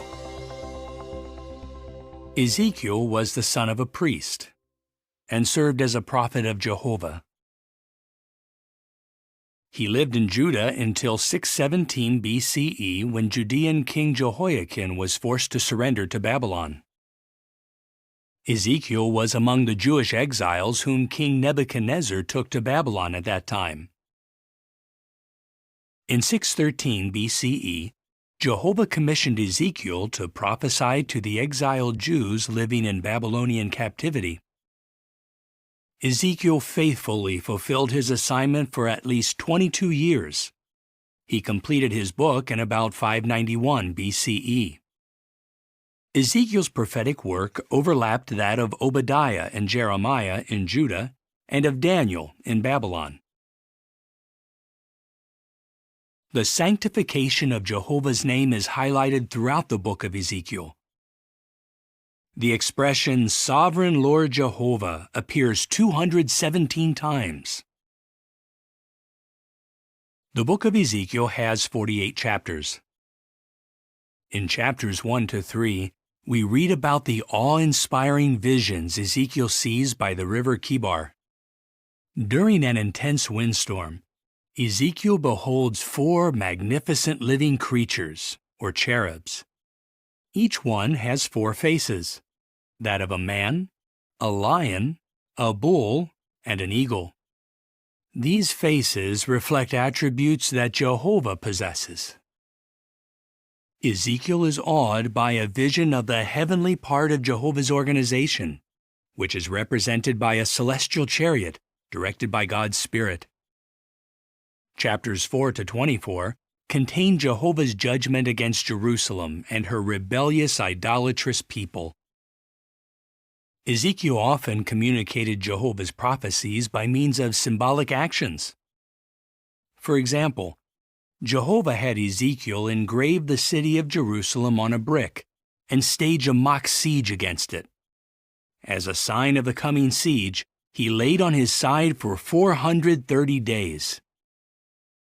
In chapters 25 to 32, Jehovah turns his attention to the surrounding nations. They receive an adverse judgment because of their opposition to his people. Through Ezekiel, Jehovah foretells destruction for the city of Tyre and her king. Did you know? The prophecy against Tyre was fulfilled in 2 stages. Years after Nebuchadnezzar devastated the mainland city, Alexander the Great completed the destruction by building a causeway to the island city of Tyre, using the rubble remaining from Nebuchadnezzar's conquest. Chapters 33 to 48 contain a message of hope and of the restoration of pure worship. In chapters 40 to 48, we read of Jehovah giving Ezekiel a vision of a temple. This vision of the temple underscores Jehovah's high standards for true worship. As you study this prophetic book, take note of Jehovah's awe-inspiring qualities, Ezekiel's unswerving obedience to his instructions, and Jehovah's promise to unite all mankind in pure worship by means of the kingdom.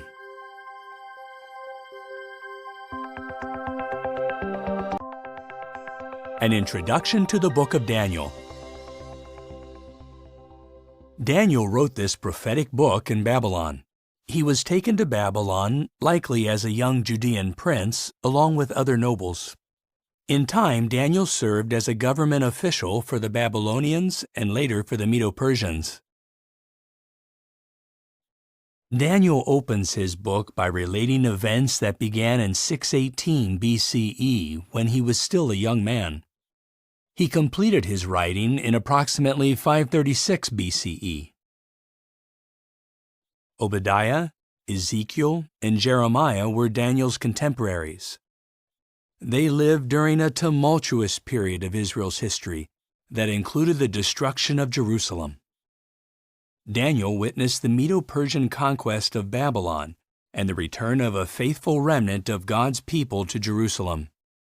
However, he did not join those returning to Jerusalem, likely because of his advanced age.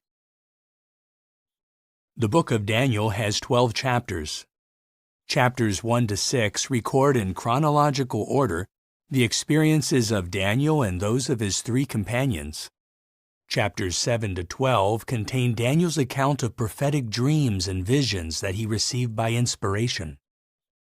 Chapters 1, 3, and 6 recount the various tests of integrity that Daniel and his Hebrew companions successfully meet. As young men, they reject food and drink that would make them unclean in God's sight. Sometime after this, Daniel's 3 companions, Shadrach, Meshach, and Abednego, bravely face death in a fiery furnace for refusing to worship an image representing the Babylonian state. Years later, despite an official decree prohibiting petitions to anyone but Darius, Daniel perseveres in prayer to Jehovah, and as a result, is thrown into a lion's pit. With each test, Daniel and his companions maintain their integrity, and Jehovah protects them. Chapters 2 and 4 describe how Jehovah gives Daniel the ability to interpret 2 of King Nebuchadnezzar's dreams. Each of these divinely sent dreams has prophetic significance. The first dream is of an immense image made of various metals. This image represents successive world powers that have had a major influence on God's people. The prophecy ends with the destruction of these powers, and with God's kingdom as the only government ruling over mankind. Nebuchadnezzar's second dream features a tree that reaches to the heavens. It is cut down, and the stump is banded for 7 times. This symbolizes an interruption of rulership. However, the stump is allowed to remain, indicating a restoration of rulership. Chapter 5 relates that handwriting miraculously appears on the wall of the palace where Babylonian King Belshazzar holds a feast. Daniel tells Belshazzar that the handwriting warns of the conquest of Babylon by the Medes and the Persians. Babylon falls that very night. Did you know? A large portion of the book of Daniel was written in the Aramaic language. Aramaic was commonly spoken in ancient times, having the same letters in its alphabet as did Hebrew. Chapters 7 and 8 describe the visions Daniel sees of a series of beasts that picture the rise and fall of Babylon, Medo-Persia, Greece, and Rome. Also, Jehovah gives his Son an everlasting kingdom that will replace all human governments. Chapter 9 relates that Daniel discerns from his study of God's written word that the Jews' release from captivity is imminent. Next, we read that while Daniel is praying, an angel appears to him and reveals details concerning the Messiah. Chapters 10 to 12 discuss the event when an angel again visits Daniel, encourages him, and gives him an additional vision of the future. A large part of the prophecy describes a conflict between two kings locked in a struggle for supremacy. The fulfillment of the prophecy would extend to the final part of the days. The angel reassures Daniel of God's approval and tells him that, although he will soon rest in death, he will stand up in the resurrection at the end of the days. As you read this book, note how much Jehovah values Daniel's faithfulness, how Jehovah maneuvers kings and kingdoms according to his purpose, and how Jehovah gives his Son an everlasting kingdom that will replace all human governments.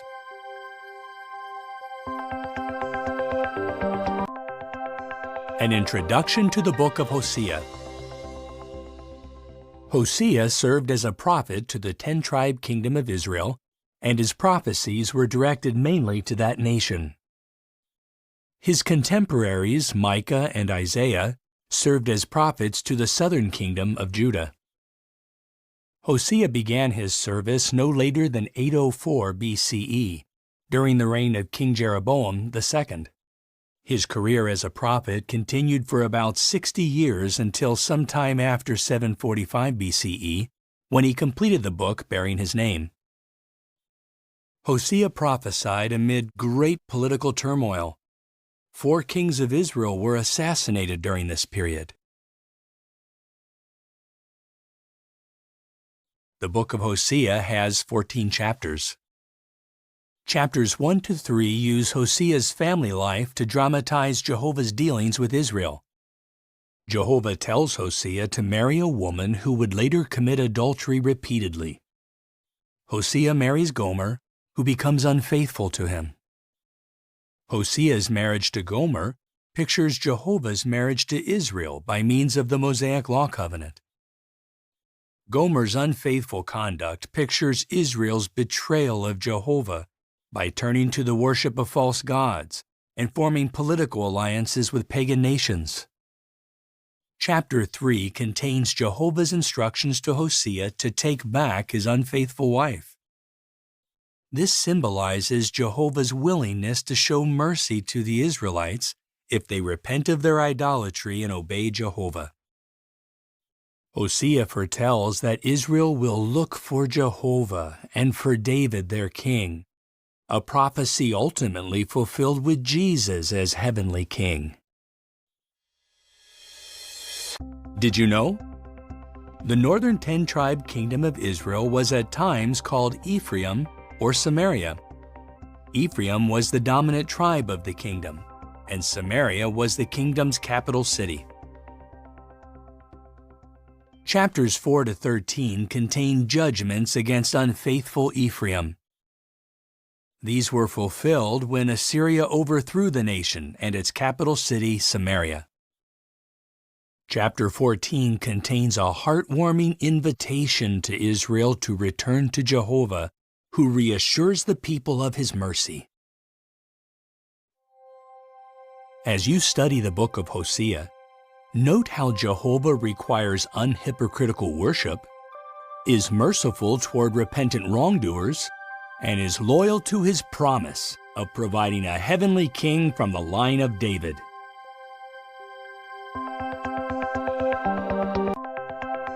An introduction to the book of Joel.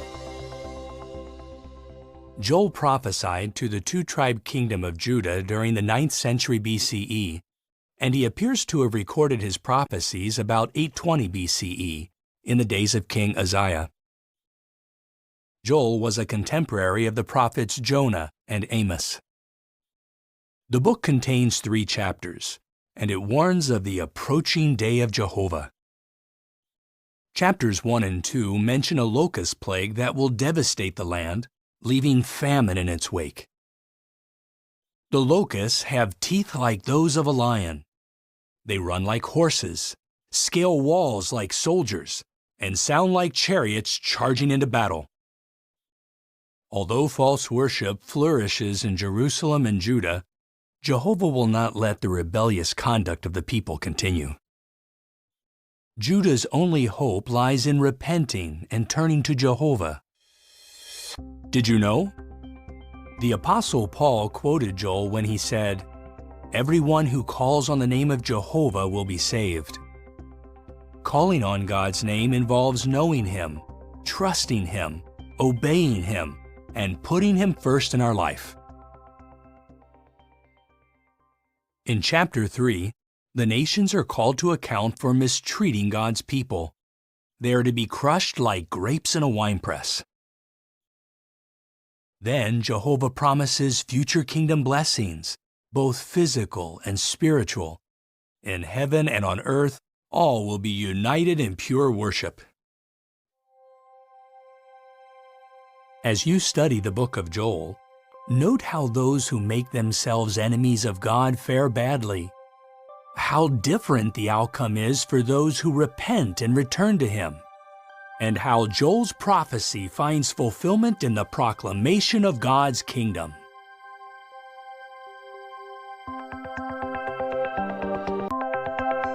An introduction to the book of Amos. Amos, the prophet who wrote the book bearing his name, describes himself as having been a herdsman and one who took care of sycamore figs.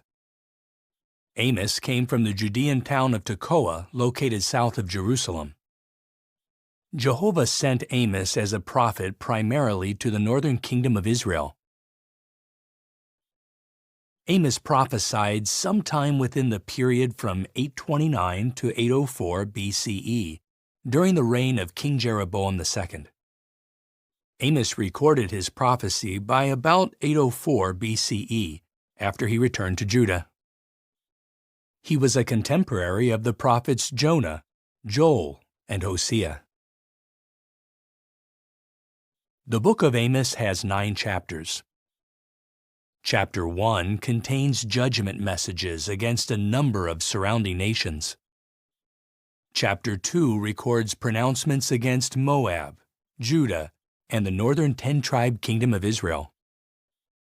Chapters 3 to 6 contain a message of judgment against Israel because of the nation's false religious practices and stubborn refusal to accept discipline. Israel has adopted a greedy, materialistic lifestyle. Luxury-loving wives pressure their husbands to defraud the poor and lowly. Chapters 7 and 8 present a series of impressive visions. Amos sees an unstoppable locust swarm, and then a destructive fire. Next, a plumb line illustrates how far Israel has deviated from Jehovah's requirements. Finally, a basket of summer fruit signifies that Israel's end is near. Did you know?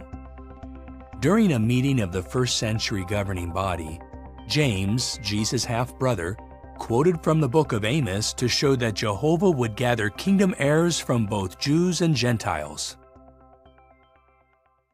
Chapter 9 includes Jehovah's promise to raise up the booth of David, referring to the royal line leading to the Messianic kingdom.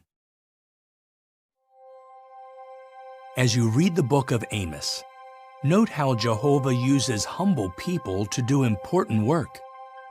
how those who put faith in material things and ignore God will not prosper, and how Jehovah foretells the establishment of the Messianic kingdom.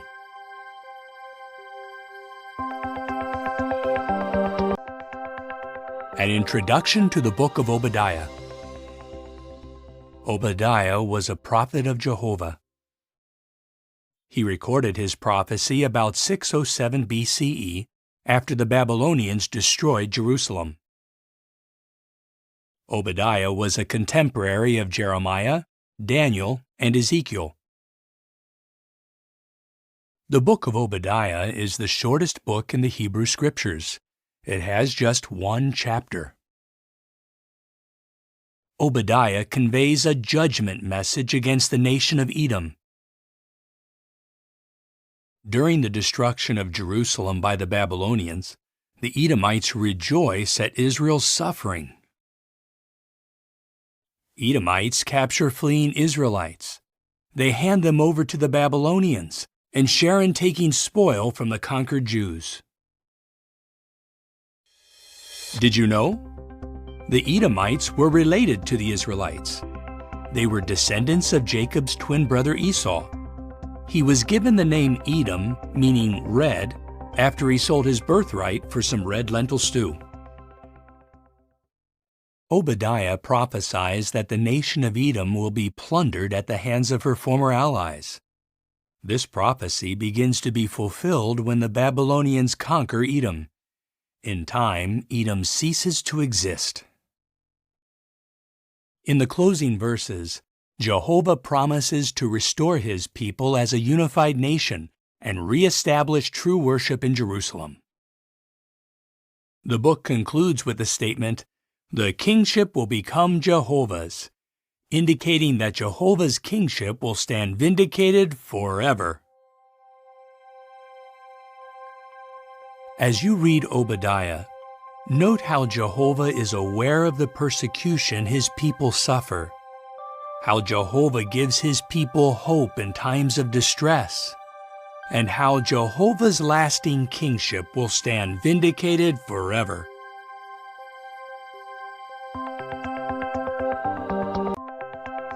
An introduction to the book of Jonah. Jehovah assigned the prophet Jonah to deliver a warning to the Assyrian city of Nineveh. Jonah prophesied sometime during the reign of Israel's king Jeroboam II. Jonah wrote the book bearing his name about 844 BCE. This was about 100 years before Assyria took Israel into exile, and some 200 years before Nahum foretold the destruction of the Assyrian city of Nineveh. Jonah lived about the time of Amos, who also prophesied in the northern kingdom of Israel, and Joel, who prophesied in Judah. The book of Jonah has 4 chapters. In chapters 1 and 2, we learn of Jonah receiving an assignment from Jehovah to go to Nineveh. Overwhelmed, Jonah evades the assignment by boarding a ship headed for Tarshish. Jehovah causes a terrible storm to come up at sea. Jonah knows that he is responsible for the storm and tells the sailors to throw him overboard. When they do, the storm abates. Jehovah sends a huge fish to swallow Jonah. From inside the fish's belly, Jonah prays to Jehovah, and his prayer is heard. Jehovah then commands the fish, and it vomits Jonah out onto dry land. Did you know? Jesus foretold that he would die and be resurrected on the 3rd day. He called this the sign of Jonah the prophet, alluding to Jonah's deliverance from the huge fish. Chapter 3 describes how Jonah carries out his assignment. He preaches the message that Nineveh will soon be overthrown. To Jonah's surprise, however, the Ninevites repent, and Jehovah mercifully spares them. Chapter 4 reveals that instead of rejoicing over the repentance of the Ninevites, Jonah becomes angry. he sets up a shelter outside the city to see what will happen. Jehovah uses a bottle gourd plant and a worm to teach Jonah a valuable lesson in loyal love and mercy.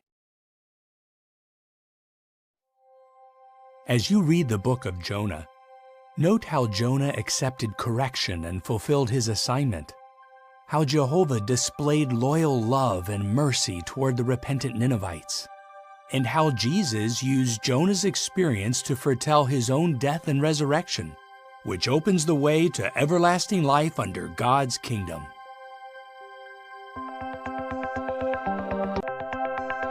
An introduction to the book of Micah. Micah was a prophet from the rural village of Moresheth in Judah. He foretold that devastation would come upon Israel and Judah. Micah's familiarity with rural life is seen in the kind of illustrations he used. He served as a prophet for about 60 years during the reigns of Judean kings Jotham, Ahaz, and Hezekiah, and he completed his book in Judah sometime before 717 BCE. Hosea and Isaiah also recorded their prophecies during that time. Although the destruction of Jerusalem foretold by Micah occurred many years after his death, he probably lived to see the destruction of Israel's capital, Samaria. The book of Micah has 7 chapters. Chapters 1 and 2 disclose the revolt of Israel and Judah, the injustices committed, including those against women and children, Jehovah's warning that Samaria will become a heap of ruins, and God's promise that his people will return to Jerusalem and be gathered together like sheep in the pen. Chapters 3 to 5 contain Micah's denouncements of the leaders, the prophets, and the priests for their wickedness and greed. As a result, Zion will be plowed like a field and Jerusalem will become heaps of ruins. However, Micah also foretells that in the final part of the days, true worship will be elevated above all false religion, and people of all nations will stream to the mountain of the house of Jehovah. Did you know? Jehovah inspired Micah to foretell that Bethlehem Ephrathah would be the birthplace of the Messiah. This was fulfilled when Jesus was born in that town. You can find this prophecy at Micah 5:2. Chapters 6 and 7 highlight the deplorable spiritual condition of the people. As if conducting a legal case, Jehovah requires his people to exercise justice, to cherish loyalty, and to walk in modesty with him. But merchants ignore God's laws and cheat their brothers with fraudulent weights and scales. Micah also expresses his confidence that Jehovah will hear his pleas for justice and show loyal love toward his people. As you read the book of Micah, notice how Jehovah asks of us only what is reasonable and beneficial, how Micah trusts Jehovah to carry out judgment against the wicked, and how true worship will be restored to an elevated position by means of God's kingdom.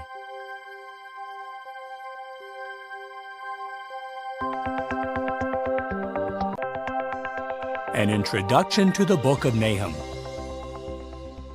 The prophet Nahum was likely living in Judah when he wrote the book bearing his name. Nahum's message focuses primarily on a single theme: the complete destruction of the Assyrian city of Nineveh. Nineveh, known for its violence and brutality, was referred to as the city of bloodshed. At one time, in response to the judgment message delivered by the prophet Jonah, the inhabitants of Nineveh repented of their wickedness. However, the Ninevites eventually returned to their wicked ways, and about 2 centuries after Jonah's prophecy, Jehovah used Nahum to prophesy against Nineveh again. The book of Nahum was completed sometime before 632 BCE, the year Nineveh was destroyed. Nahum was a contemporary of the prophets Zephaniah and Jeremiah.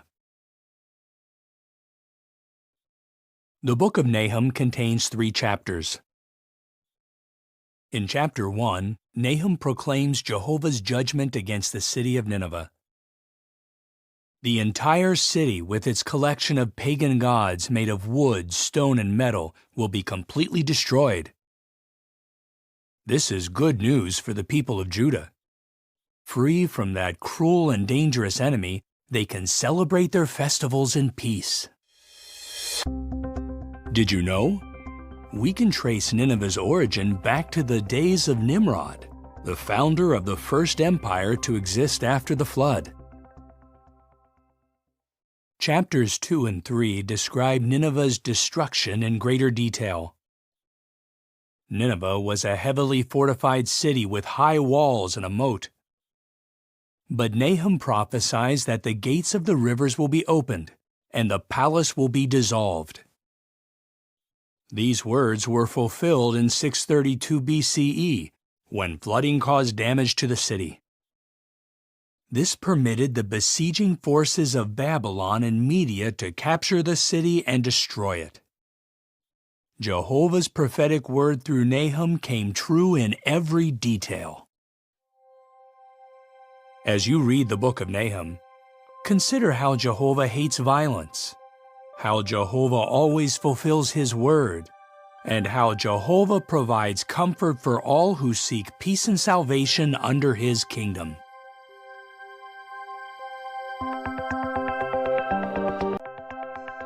An introduction to the book of Habakkuk. Habakkuk served as a prophet in Judah.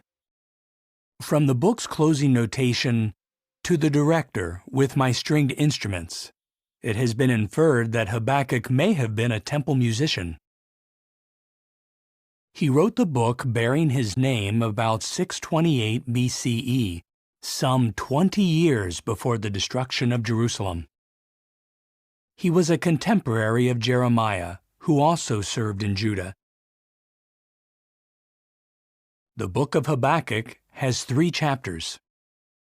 Chapters 1 and 2 present a dialogue between Habakkuk and Jehovah. The prophet expresses dismay over the violence, oppression, and injustice that are prevalent in Judah. Jehovah declares that soon the Chaldeans will be used to punish the nation of Judah. Jehovah assures Habakkuk that this divine judgment on Judah will not be late, and that the Chaldeans will also be punished later for their own acts of cruelty and wickedness. Did you know? In Habakkuk's day, Jehovah's temple was in Jerusalem, and the Davidic dynasty had ruled uninterrupted from there for over 4 centuries. Therefore, to the Jews back then, God's allowing the Chaldeans to destroy the holy city was unthinkable. Chapter 3 is a prayer of Habakkuk that is expressed in songs of mourning. Habakkuk recalls past manifestations of Jehovah's power. Although distressed by the conditions around him, the prophet expresses confidence in Jehovah. Habakkuk declares, "As for me, I will exult in Jehovah. I will be joyful in the God of my salvation." As you read Habakkuk, note how Jehovah is not indifferent to the suffering of His servants, how our confidence in Jehovah's salvation helps us endure with joy, and how Jehovah's judgments by means of His kingdom will not be late.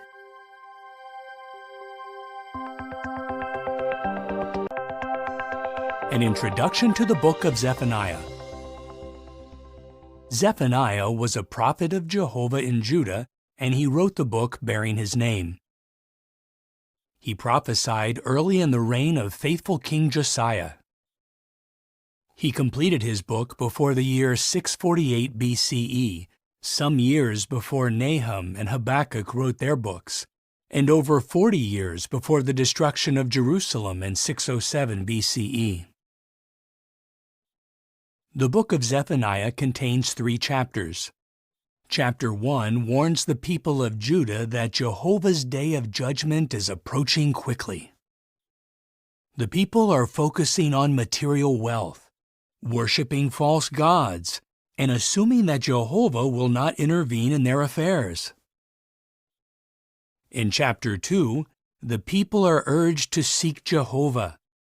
They should trust in God and live by His righteous standards. Did you know? Zephaniah's efforts bore fruit. Young King Josiah carried out a campaign against false worship to rid the nation of idolatry and to restore true worship at the temple. Chapter 2 conveys a message of doom against the surrounding nations of Philistia, Ammon, Moab, Ethiopia, and Assyria. In chapter 3, Jerusalem's proud inhabitants continue to disobey Jehovah despite His warning. Although Jehovah promises to remove the haughty ones, He offers hope and joy to humble, repentant ones. As you read the book of Zephaniah, note how we should guard against thinking that Jehovah's day will not arrive, how those who seek Jehovah will be saved, and how Jehovah gathers humble ones to be subjects of His kingdom.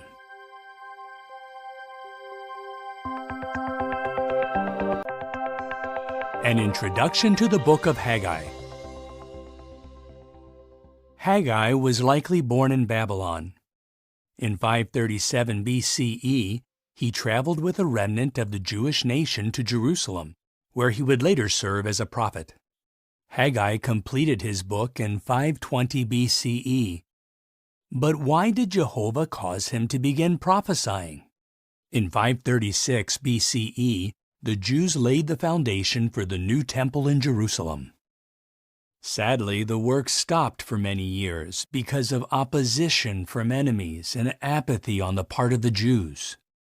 In the year 520 BCE, Jehovah sent Haggai to rekindle the zeal of the Jews in order to resume temple construction. The temple was finally completed in 515 BCE. Did you know?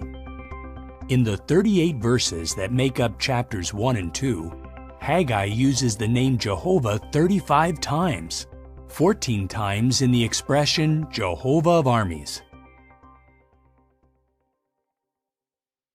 The book of Haggai has 2 chapters that convey 4 inspired messages. Chapter 1 directs the first message toward those who are focusing on their own interests while Jehovah's house lies in ruins. Governor Zerubbabel, High Priest Joshua, and the rest of the people respond favorably and go to work on the temple just 23 days after Haggai started to prophesy. In chapter 2, Haggai delivers the second inspired message. Jehovah promises that He will shake the nations and cause their precious things to come in, and that He will fill His house with glory. Later, Haggai delivers the third inspired message to the priests, explaining that neglect of pure worship has made the nation unclean before God. Then Haggai proclaims the fourth message. Again, Jehovah speaks of shaking the heavens and the earth, but this time it will mean the complete annihilation of human kingdoms. Centuries afterward, the Apostle Paul quoted Haggai's words to show that God's kingdom in the hands of Jesus Christ will never be shaken. As you read Haggai, note how personal interests must take a backseat to spiritual interests, how mere formalistic worship does not please Jehovah, and how God's kingdom in the hands of Jesus Christ will never be shaken.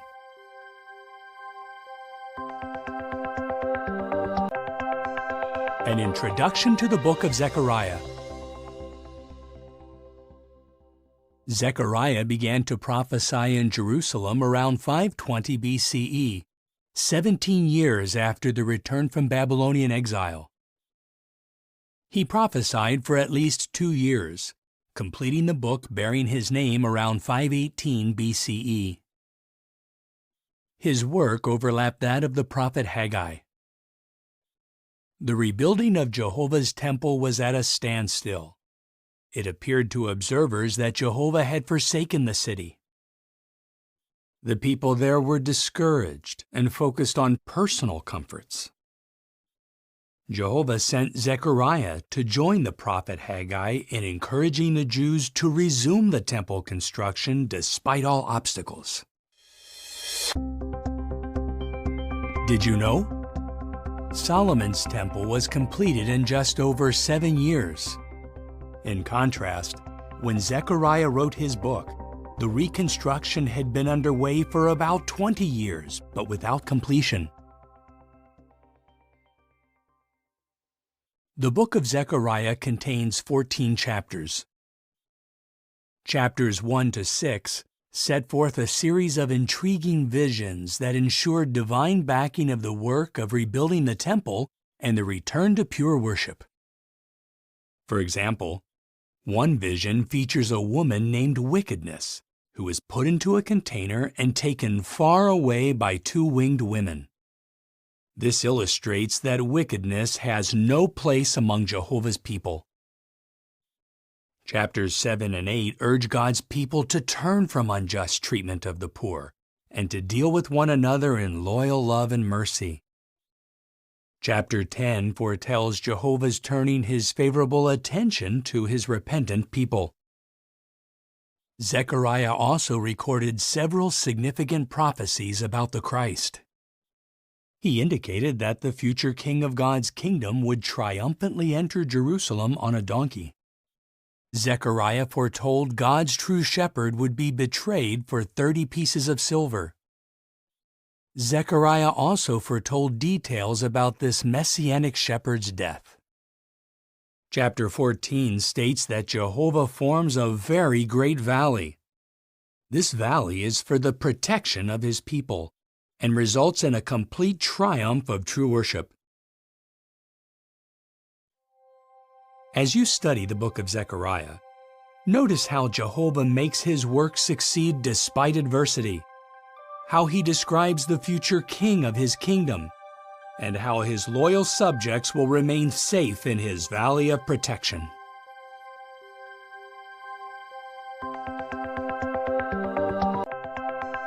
An introduction to the book of Malachi.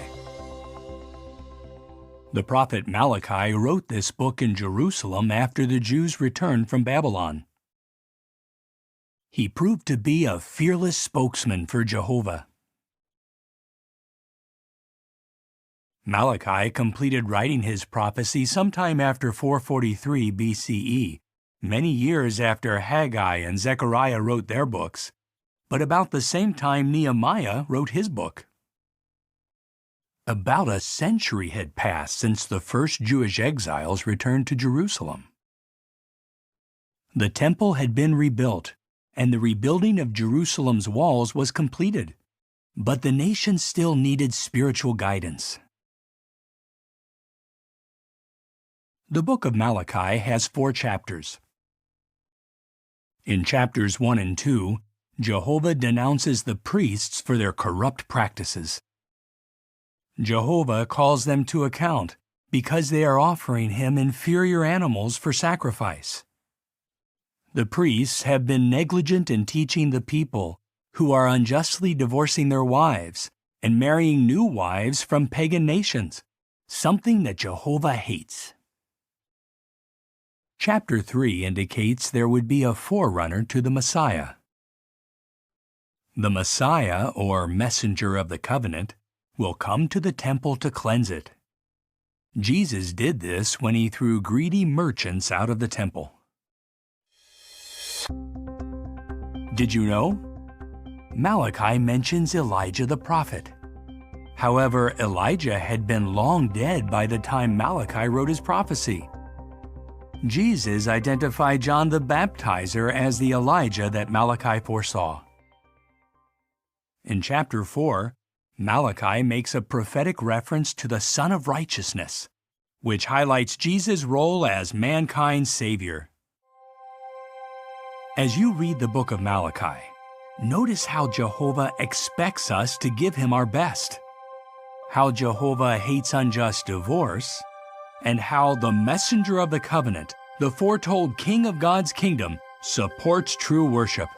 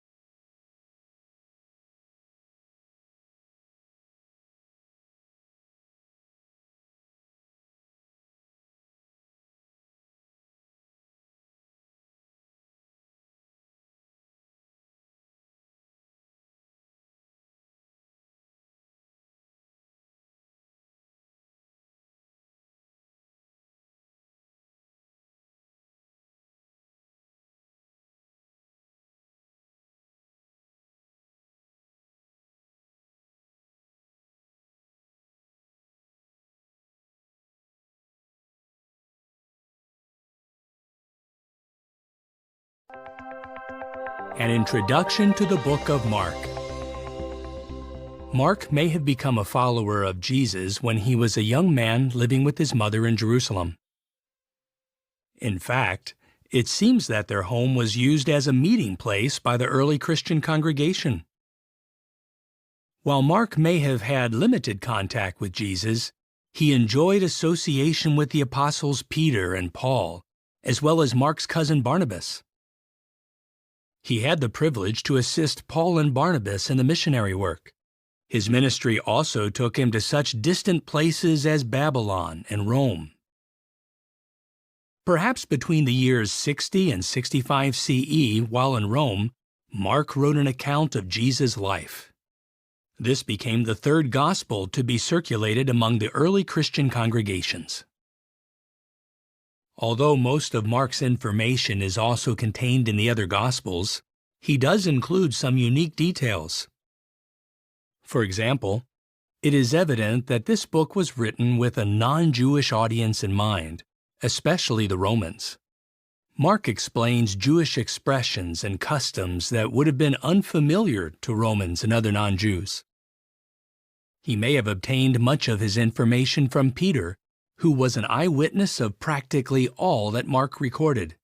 Peter's eyewitness testimony may be seen in Mark's vivid descriptions of Jesus' activity and feelings. The book contains 16 chapters and is the shortest of the four Gospels. It covers the time period from 29 to 33 CE. Chapters 1 to 10 begin with John the Baptizer's ministry and Jesus' baptism in the Jordan River. Then Mark describes Jesus' exciting 3.5-year ministry. These chapters recount Jesus' selection of his apostles, many of his miracles, and examples of his tender care and concern for people. Chapters 11 to 15 outline Jesus' final week of activity leading up to his arrest and execution. Did you know? Mark was likely the young man who ran away, leaving his garment behind on the night Jesus was arrested. Finally, chapter 16 shows that 3 faithful women are the first to discover that Jesus has been resurrected. As you read this gospel, note how Jesus demonstrated his power over sickness, death, and the forces of nature, how he showed his tender care and concern for people, and how he zealously carried out his Father's will, providing a glimpse of his future rulership as King of God's kingdom.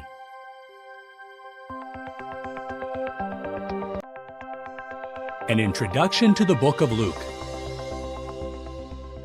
Luke was a physician. Like the gospel writer Mark, Luke was not one of Jesus' 12 apostles. Also, Luke did not refer to himself as an eyewitness of the events in Jesus' life. He became a disciple probably sometime after Jesus' death. In time, he traveled with the Apostle Paul. Luke's Gospel covers the time period from 3 BCE to 33 CE. He wrote in logical order, often chronologically. Nearly 60% of the material in this book is unique in comparison with the other Gospels. For example, at least 6 of Jesus' miracles are found exclusively in Luke's account. Luke uses more than 300 terms that were either used in medicine or to which he gives a medical meaning. Only Luke speaks of a man full of leprosy and of Peter's mother-in-law having a high fever. Luke likely wrote his gospel in Caesarea while Paul was imprisoned there, from about 56 to 58 CE. So although appearing after Mark in the Bible, Luke was the second of the 4 Gospels to be written. In addition to having access to Matthew's Gospel, Luke was no doubt moved by God's Spirit to interview reliable eyewitnesses of Jesus' ministry and to examine trustworthy historical documents. Luke contains 24 chapters. Chapters 1 and 2 provide information about the early years of John the Baptist and Jesus. As foretold by an angel, Elizabeth gives birth to John. Mary gives birth to Jesus about 6 months later. Did you know? Luke is the only gospel writer who included an account of Jesus as a 12-year-old boy. Luke may have obtained this family history from Jesus' mother, Mary. Chapter 3 provides material that aids in determining when John the Baptist and Jesus began their ministries.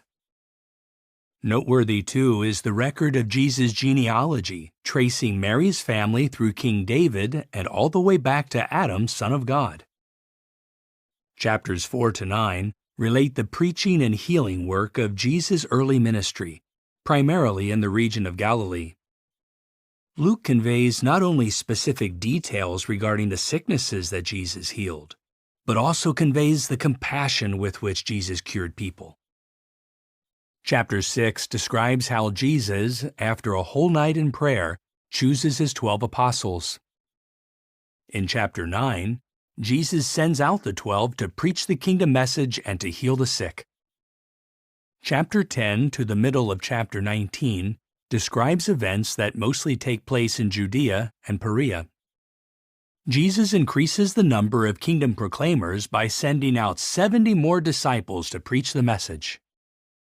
Jesus' parables of the neighborly Samaritan and the lost son, also known as the prodigal son, are mentioned only in Luke's Gospel.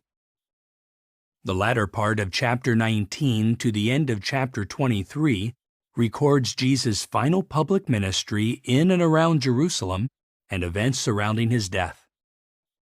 Chapter 21 includes Jesus' prophecy pertaining to the destruction of Jerusalem and to the last days of this system of things. Luke adds pestilences as a feature of the last days, a detail not mentioned in the accounts of Matthew or Mark. The final chapter records events relating to Jesus' resurrection. Luke is the only gospel writer who describes Jesus' ascension to heaven. As you read the Gospel of Luke, note how Jesus zealously shared the kingdom message and trained others to do so, how he described the conditions that would mark the last days, and how his healing people of their afflictions shows what he will accomplish as King of God's kingdom.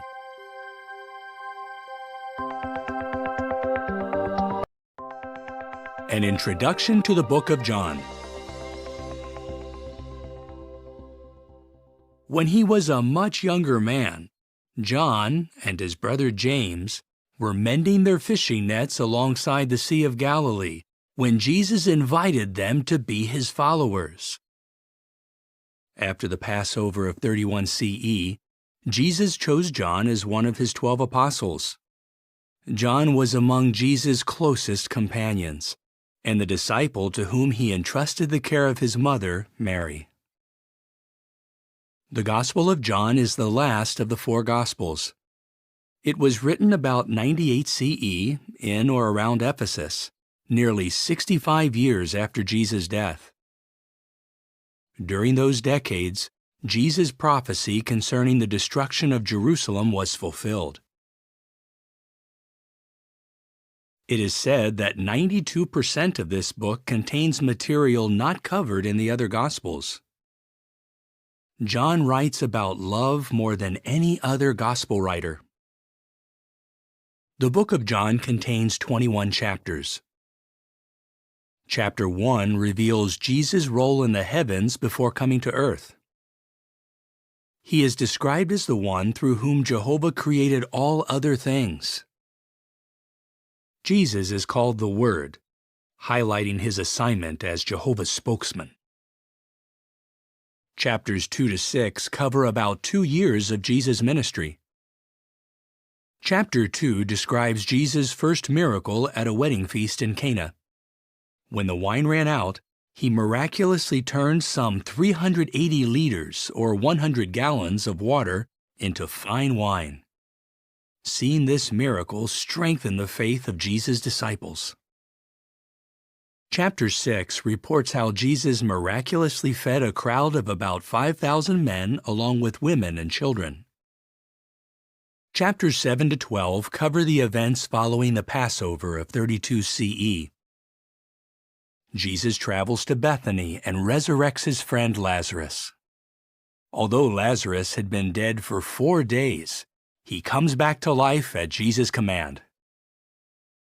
Chapter 12 contains a description of Jesus' triumphal entry into Jerusalem. A large crowd greets him with the words, "Save, we pray you! Blessed is the one who comes in Jehovah's name, the King of Israel." Chapters 13 to 19 relate the events of just one day, Nisan 14, 33 CE. Jesus celebrates the Passover with his apostles in an upper room in Jerusalem. Did you know? We can find evidence in the book of John that supports the fact that Jesus celebrated 4 Passovers during his ministry.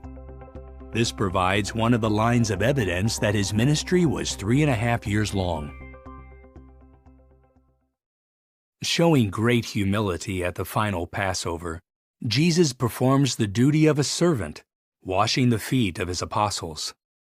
Later that evening, Jesus says, "I am giving you a new commandment, that you love one another, just as I have loved you." The commandment was new because it required that Christ's disciples show love to a greater degree. Chapter 17 contains Jesus' last prayer in the presence of his disciples. Later in the Garden of Gethsemane, Jesus fearlessly identifies himself to the soldiers who come to arrest him. Shortly thereafter, Jesus suffers death for all mankind. Chapters 20 and 21 relate how the resurrected Jesus appears to his disciples on various occasions. As you read the Gospel of John, note Jesus' love for mankind, his example of humility, and his identity as the Messiah, the King of God's kingdom.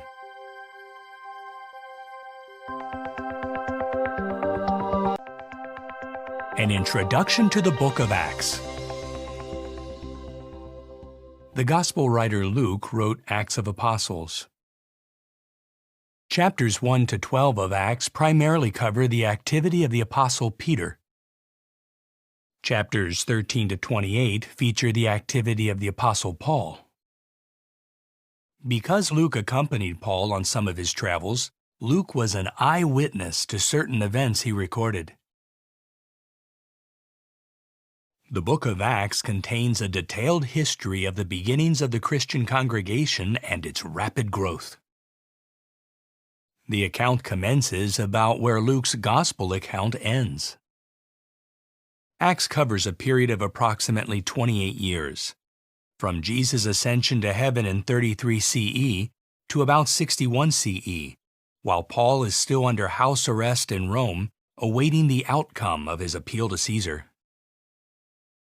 The Gospel of Luke and Acts of Apostles were written just a few years apart and were both addressed to the same individual, Theophilus. Did you know? When Luke wrote his Gospel account, he addressed Theophilus with the title Most Excellent, possibly indicating that Theophilus had been a prominent official. However, Luke does not use that title in Acts, which could suggest that he was writing to Theophilus as a mature Christian. Acts of Apostles contains 28 chapters. In chapter 1, Jesus tells his disciples that they will be witnesses of him to the most distant part of the earth. He then ascends to heaven. Chapter 2 records that 10 days later, on Pentecost 33 CE, Holy Spirit is poured out on about 120 disciples. Later that day, about 3,000 people are baptized. Chapters 3 to 9 relate early examples of how the disciples zealously preach and perform miraculous signs. Although they face strong opposition, they boldly continue to spread the Christian message. Stephen, an early Christian, is even murdered because of his faith. A man named Saul witnesses and approves of the execution of Stephen. However, not long after that, Jesus appears to Saul on the road to Damascus. Subsequently, Saul becomes a Christian and is later known as the Apostle Paul. Chapters 10 and 11 describe a period of peace enjoyed by the disciples. Jehovah uses the Apostle Peter to expand the preaching work to include Gentiles, or non-Jews. During this time of expansion, the term Christians is coined to identify Christ's disciples. In chapter 12, persecution breaks out again. Herod puts the Apostle James to death and imprisons Peter, who is later released by an angel.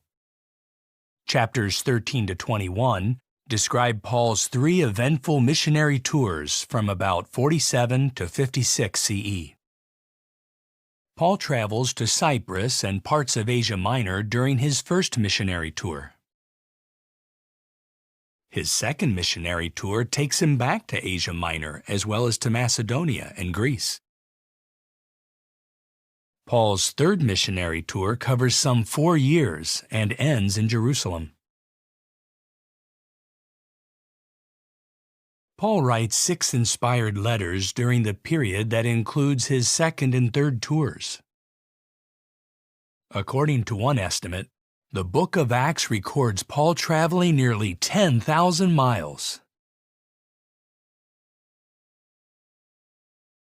In chapter 21, Paul is wrongfully arrested in Jerusalem.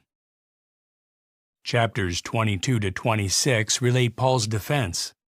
He appears before Felix, governor of Judea, his successor Festus, and King Herod Agrippa II. In the course of his defense, Paul appeals to Caesar, the highest Roman authority of the time. Chapters 27 and 28 describe Paul's arduous journey to Rome, which includes a shipwreck. Acts concludes with Paul under house arrest, awaiting trial in Rome. Despite confinement, he remains busy preaching to all those who come to him.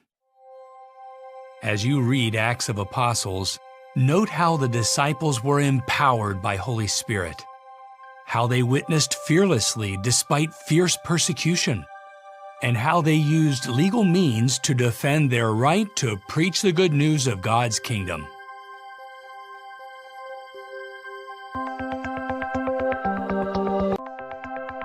An introduction to the book of Romans.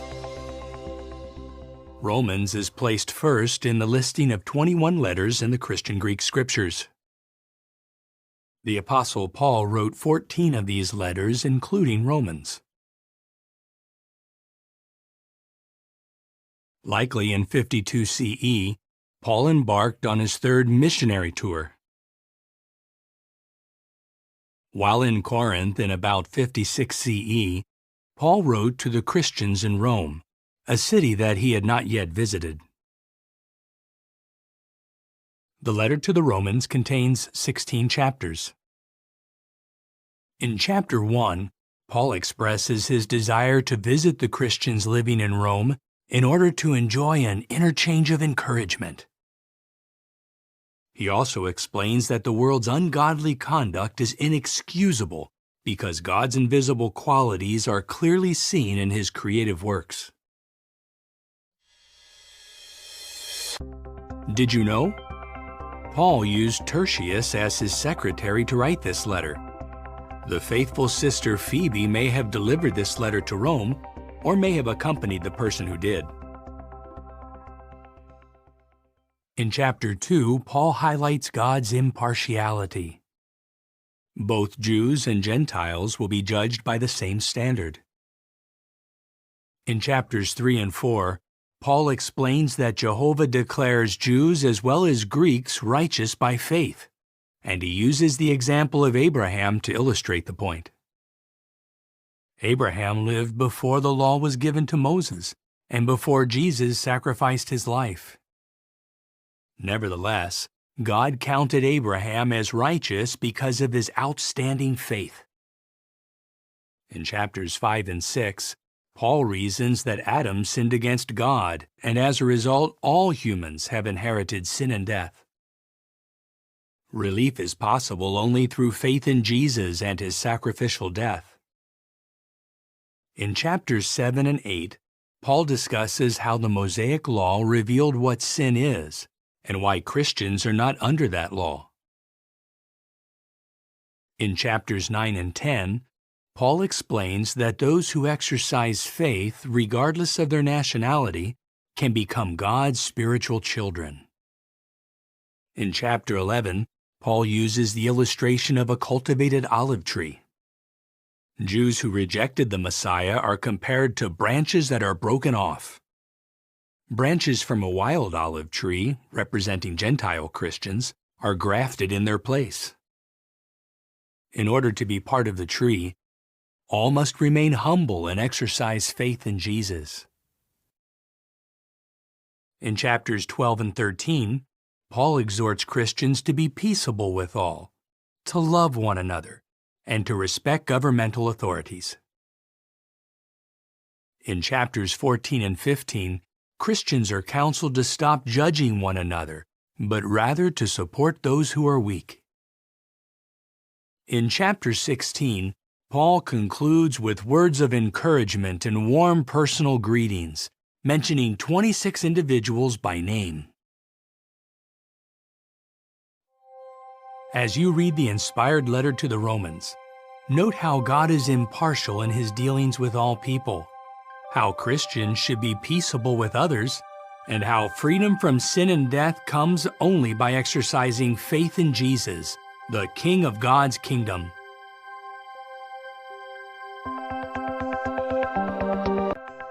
An introduction to 1 Corinthians.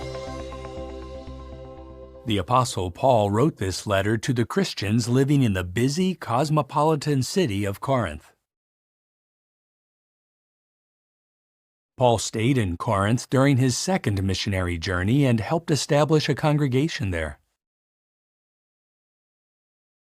During his third missionary journey, evidently while in Ephesus, Paul received a letter as well as disturbing reports about the congregation in Corinth. It was about 55 CE when Paul wrote to the Corinthians to address these matters. 1 Corinthians contains 16 chapters. In chapters 1 to 4, Paul corrects the Corinthians' divisive thinking and exhorts them to be united. Paul reasons that it is unimportant who plants or who waters, because God makes things grow. In chapters 5 and 6, Paul addresses the serious matter of sexual immorality. There is an unrepentant wrongdoer among them. This man must be removed to protect the congregation. The congregation is urged to flee from sexual immorality. Chapter 7 provides balanced counsel regarding both singleness and marriage. In chapters 8 to 10, we learn that sometimes we should lovingly refrain from doing what we may have a right to do, so that we do not stumble others or hinder people from accepting the good news. Did you know? The Isthmian Games were held every 2 years near Corinth. Drawing on this familiar situation, Paul used the illustration of running a race to help the congregation in Corinth to understand the need for faithfulness and endurance. In chapter 11, Paul gives direction concerning the Lord's evening meal. In chapter 12, Paul likens the congregation to the human body to show that each member is important. Jehovah is pleased when we cooperate with one another unitedly. Chapter 13 describes how love acts and how it does not act. Chapter 14 explains that congregation meetings should be orderly and harmonious. In chapter 15, we find confirmation that the resurrection hope is certain. Paul refers to fulfilled prophecy as well as eyewitness accounts of Jesus' resurrection. He explains that victory over sin and death comes through the ransom sacrifice of Jesus Christ. In chapter 16, Paul gives direction regarding the collection for the impoverished Christians in Jerusalem. As you read 1 Corinthians, note how true Christians should remain united, how the congregation should uphold Jehovah's moral standards, and how belief in the resurrection of Jesus is fundamental to our receiving kingdom blessings.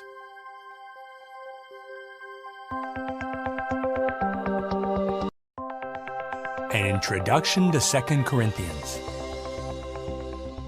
Paul wrote his second inspired letter to the Corinthians some months after the congregation received his first.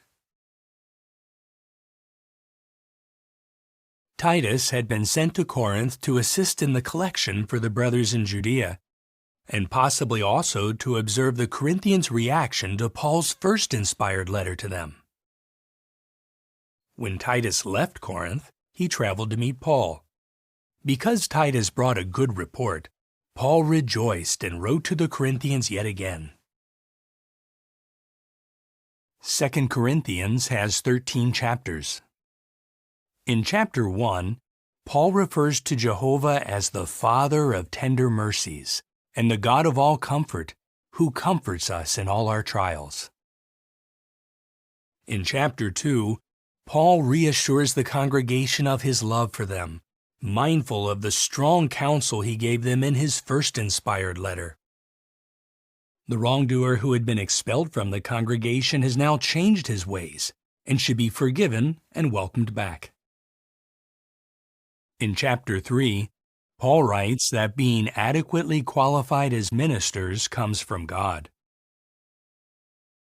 Chapter 4 describes the ministry of the new covenant as a treasure in earthen vessels. Although we are simply imperfect earthen vessels, the message we preach can bring everlasting life to us and to those who listen to us. In chapter 5, Paul states, "The love the Christ has compels us." We cannot accept the extraordinary love of Christ without feeling compelled to live for Him. His love motivates us to imitate His example. Chapter 6 explains that fellowship between one who is a true Christian and one who is not would be an uneven yoke. It could result only in harm to the Christian's faith. Chapter 7 contrasts godly sadness with the sadness of the world. Godly sadness results when a person sees wrongdoing as a sin against God. This moves the person to seek forgiveness and turn from his wrong course. The sadness of the world is different. In this case, although a person may be sad that his wrongdoing was exposed, he has no desire to gain God's forgiveness. In chapters 8 and 9, Paul encourages the Corinthians to follow through with the relief ministry to help the brothers experiencing adversity in Judea. Did you know? Paul used forms of the same Greek word for ministry to describe the preaching and teaching work, as well as the work of providing relief. Thus, relief work is part of a Christian sacred service to Jehovah. Because of the bad influence of false apostles, arguments are set forth in chapters 10 to 13 to counteract their teaching.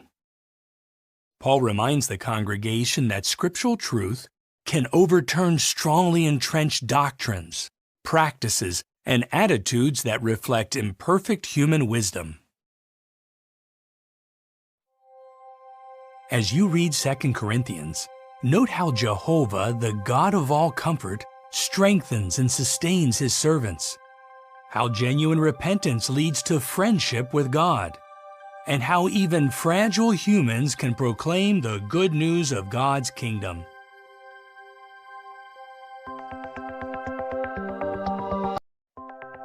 An introduction to the book of Galatians.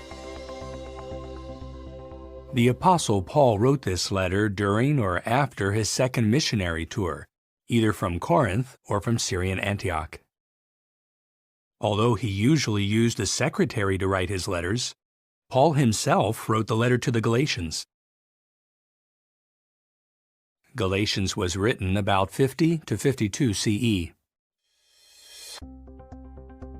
Did you know? Galatia was the Roman province that occupied the central portion of what is now known as Asia Minor. The Galatian congregations to whom Paul wrote may have included the ones in Pisidian Antioch, Iconium, Lystra, and Derbe. Paul used this letter to counteract the work of false teachers who were asserting that observance of the Mosaic Law was an essential part of true Christianity. The letter to the Galatians has 6 chapters. In chapter 1, Paul relates his own experience of conversion from Judaism to Christianity. He reminds the Galatians that what he has taught them came through a revelation by Jesus Christ, and that they should not deviate from it. In chapters 2 and 3, Paul reasons that works of law cannot make one righteous. He calls the law a guardian that led people to the Christ. It is faith in Jesus that makes one righteous.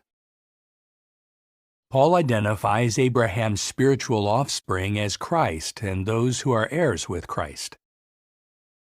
The Galatians, though, are in danger of becoming enslaved to the teachings of men, Paul warns in chapters 4 to 6.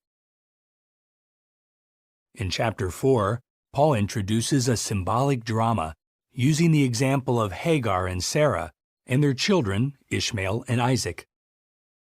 Hagar and Ishmael correspond with enslaved earthly Jerusalem and her children or citizens. Sarah and Isaac correspond with the Jerusalem above, the heavenly part of Jehovah's organization, and her children, the Spirit-anointed and free sons of God. That freedom, however, should not be used as an excuse to pursue a sinful course, Paul cautions. He contrasts the works of the flesh with the fruitage of God's Spirit, and he teaches that we reap what we sow. As you read the letter to the Galatians, note how Christians can be declared righteous only by means of faith, how those who display the fruitage of God's Spirit reap benefits, and how Abraham's spiritual offspring are identified as Christ Jesus and the joint heirs of his everlasting kingdom.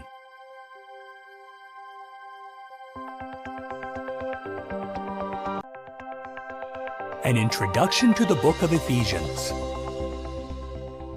The Apostle Paul first came to the port city of Ephesus on his second missionary tour, probably in 52 CE, accompanied by Aquila and Priscilla. After a short visit, Paul departed, leaving Aquila and Priscilla behind to continue preaching and teaching. But on his third missionary tour, Paul stayed for about 3 years, zealously carrying out his ministry and forming a close bond with the Ephesian brothers. Later, about 60 or 61 CE, the Apostle Paul wrote the letter to the Ephesian congregation. He wrote it from Rome, where he was under guard awaiting trial. The letter to the Ephesians has 6 chapters. Chapter 1 highlights that God purposed an administration, or a way of managing his household. By this means, those chosen to live in heaven and those who would live on earth would be united with Jehovah through Christ. In chapter 2, the apostle likens the Mosaic law to a wall that had long separated Jews and Gentiles. The sacrificial death of Jesus abolished the law covenant and thus destroyed the wall in between the two groups. In chapter 3, Paul mentions the sacred secret of the Christ and explains that it is God's will to include non-Jews among the relatively small number of humans who are called to reign with Christ in heaven. Did you know? The city of Ephesus was famous for a huge temple dedicated to the goddess Artemis. As related in Acts chapter 19, silversmiths of Ephesus had a lucrative business selling small silver shrines of Artemis. During his roughly 3-year stay in Ephesus, Paul had exposed as wrong the use of images in worship. As a result, a number of people in Ephesus abandoned their idolatry and became believers. Because of that, those making and selling such idols became infuriated and caused a riot. In chapter 4, the Ephesians are counseled to put away the old personality, according to their former conduct, and to put on the new personality, in harmony with Jehovah's will. In chapter 5, Paul encourages the Ephesians to go on walking in love. That love should be reflected in the family. Wives are counseled to be in subjection to their husbands. Husbands are counseled to continue loving their wives, just as the Christ also loved the congregation. In chapter 6, Paul uses an illustration about armor and urges the Ephesians to put on the complete suit of spiritual armor. Doing so will help them to remain faithful despite all difficulties. As you read the inspired letter to the Ephesians, note how we must put on the new personality according to Jehovah's will, how we should put on the complete suit of spiritual armor, and how Jehovah purposed to unite Jews and non-Jews as heirs with Christ in the kingdom.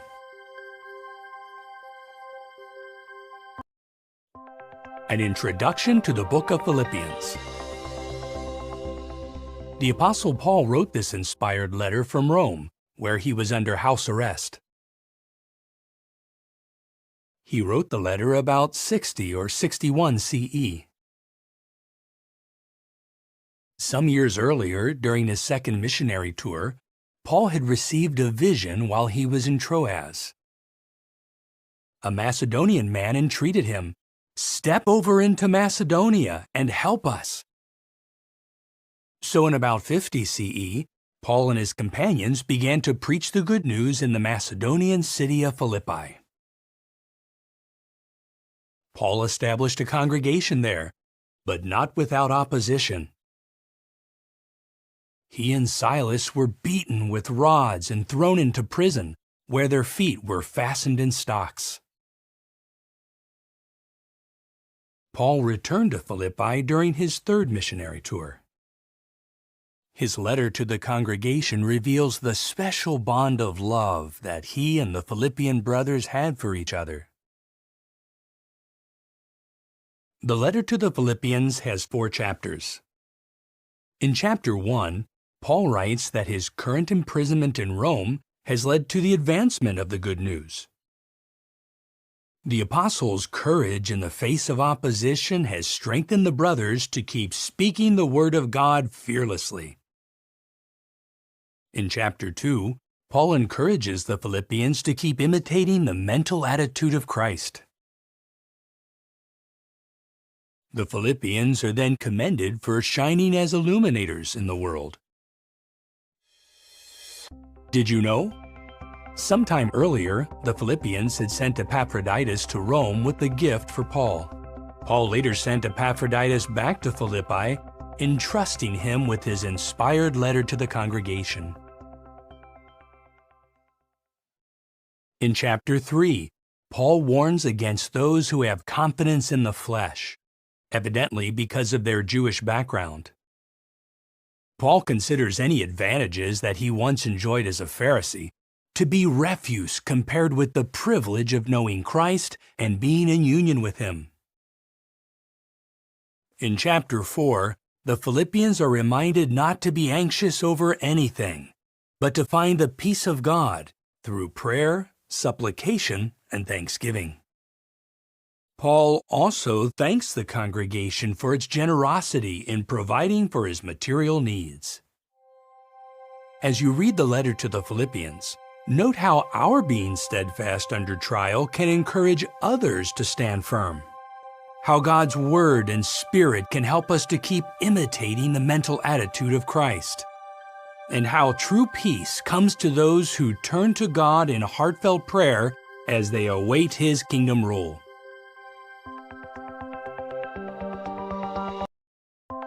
An introduction to the book of Colossians. The Apostle Paul wrote this inspired letter in Rome around 60 or 61 CE. This was during his first imprisonment there while he was under house arrest. Paul's letter to the Colossians indicates that he had not visited Colossae. Evidently, the congregation there was the fruitage of the work of Epaphras. Still, Paul knew several members of the congregation, including Apphia, Archippus, and Philemon, to whom he also wrote an inspired letter. Sometime after the congregation was founded, false teachers tried to mislead the Colossian Christians with deceptive philosophies. Epaphras traveled many hundreds of miles from Colossae to Rome to give a report on the congregation to Paul. The letter to the Colossians has 4 chapters. In chapter 1, Paul expresses his desire that the Colossians continue to grow in accurate knowledge of God. Paul then describes God's Son as the image of the invisible God, the firstborn of all creation, and the one through whom all other things were created. Christ is also the head of the congregation. In chapter 2, the apostle warns the Colossians about those who are promoting philosophies and the observance of the Mosaic Law. Paul stresses that the Mosaic Law has been erased and taken out of the way. God had figuratively nailed it to Christ's torture stake. Did you know? At Colossians 4:10, Paul mentions Mark, the cousin of Barnabas. For a short time, Mark, also called John, accompanied Paul and Barnabas on their first missionary tour. But Mark left them and may have returned home to Jerusalem, which disappointed Paul. About 12 years later, however, Mark was in Rome as Paul's co-worker.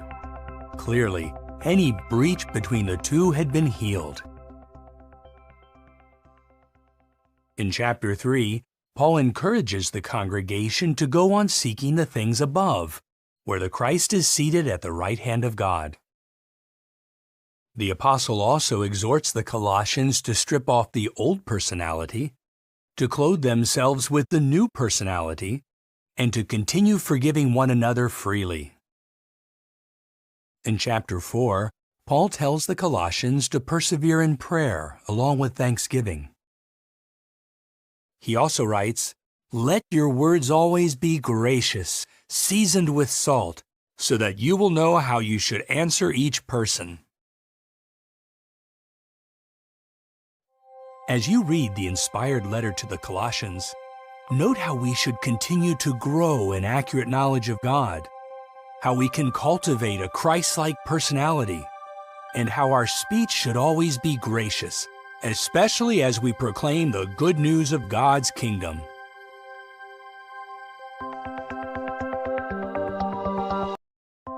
An introduction to 1 Thessalonians. The Apostle Paul wrote this inspired letter in Corinth, likely late in the year 50 CE, during his second missionary tour. Sometime after arriving in Thessalonica, Paul preached in the synagogue for 3 Sabbaths. Soon a congregation was established there. Opposers from among the Jews became jealous of Paul's success and incited a violent mob. The congregation continued preaching, even after sending Paul and Silas to Berea. 1 Thessalonians has 5 chapters. In chapter 1, Paul warmly commends the congregation for the way they accepted God's word and endured under tribulation. He informs them that their example of perseverance has become known to the congregations in Macedonia and Achaia.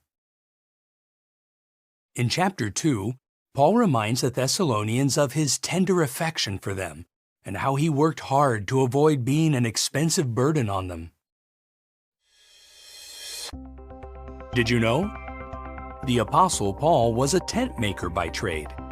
He may have done this work to cover his expenses in Thessalonica. In chapter 3, Paul writes that he had sent Timothy to Thessalonica to build up their faith. Now Timothy has returned to Paul with good news of their spiritual prosperity. In chapter 4, Paul comforts those who have lost loved ones in death. Jesus' resurrection is a guarantee that those sleeping in the grave will rise. In chapter 5, Paul describes future events that will lead to the destruction of God's enemies during Jehovah's day. He calls those who live by God's standards sons of light, in contrast with those who reject God's standards. He advises the congregation to stay spiritually awake, to make sure of all things, to pray constantly, and to encourage one another. As you read the first inspired letter to the Thessalonians, note how our perseverance in the face of opposition can encourage others, how the resurrection hope comforts and strengthens those who have lost loved ones in death. and how Jesus Christ, the King of God's kingdom, will destroy all of God's enemies.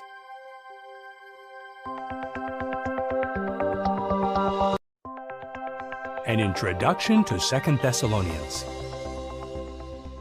The Apostle Paul was inspired to write this weighty letter in Corinth about 51 CE, shortly after he wrote his first letter to the Thessalonians. In his first letter, Paul encouraged the brothers to live quietly, to mind their own business, and to work hard to care for their physical needs. This counsel was still appropriate. Evidently, some were still meddling in the affairs of others and were reluctant to work to provide for their material needs. Also, the congregation may have received letters or messages that appeared to be from the Apostle Paul or other responsible brothers, saying that the day of Jehovah is here. The second letter to the Thessalonians has 3 chapters. In chapter 1, Paul commends the brothers for their faith and endurance, and he explains that those suffering tribulation will get relief when the glorified Christ comes in kingdom power to destroy God's enemies. In chapter 2, Paul's letter explains that certain things must happen before Jehovah's day arrives. Those things include the development of a great apostasy and the revealing of the man of lawlessness, a composite group of apostate religious leaders. This symbolic man would exalt himself over the congregations. Did you know? Because a letter falsely attributed to Paul may have been circulating, he wrote, "Here is my greeting, Paul's, in my own hand, which is a sign in every letter. This is the way I write." In chapter 3, Paul counsels the congregation to mark and stop socializing with any members who are still walking disorderly, perhaps because of their being unwilling to work. Yet the congregation should not consider these ones enemies, but should instead admonish them as brothers. The goal is to move them to repentance. As you read 2 Thessalonians, note how Satan can use proud, wicked men to corrupt the pure teachings of Christ. How we are wise to stop socializing with disorderly ones while admonishing them as brothers. And how we need to endure tribulation as we patiently await kingdom rule.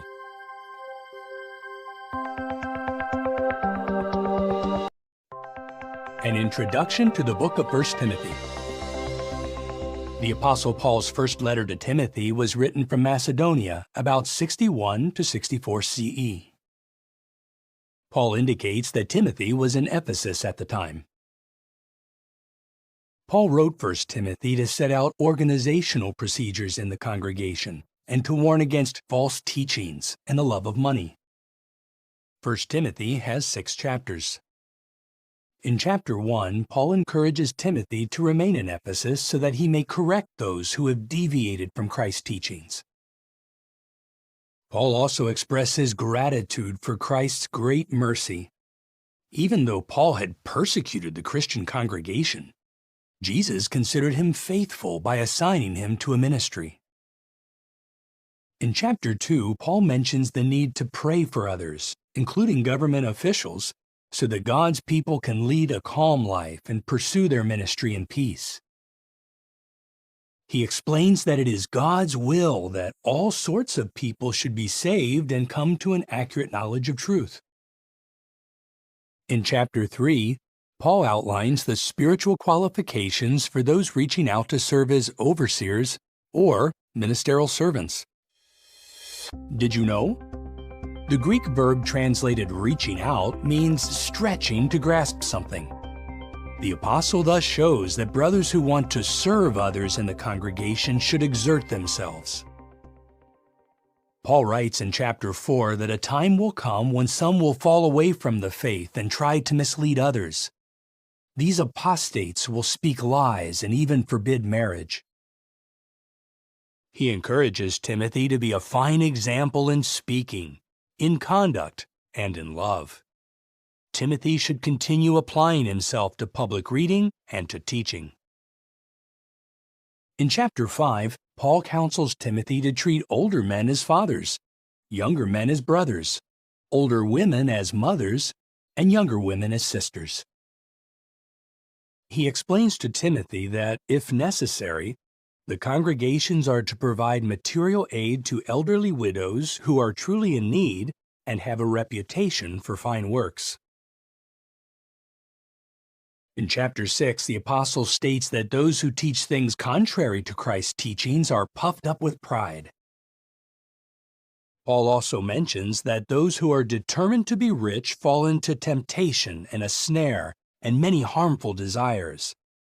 Their love of money will lead to their spiritual ruin and cause them many pains.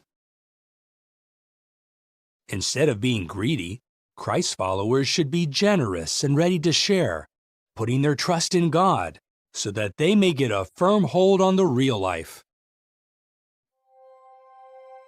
As you read 1 Timothy, note how Jehovah wants all sorts of people to be saved and come to an accurate knowledge of truth, how Christians can avoid the love of money, and how we can get a firm hold on the real life, which only God's kingdom can give us.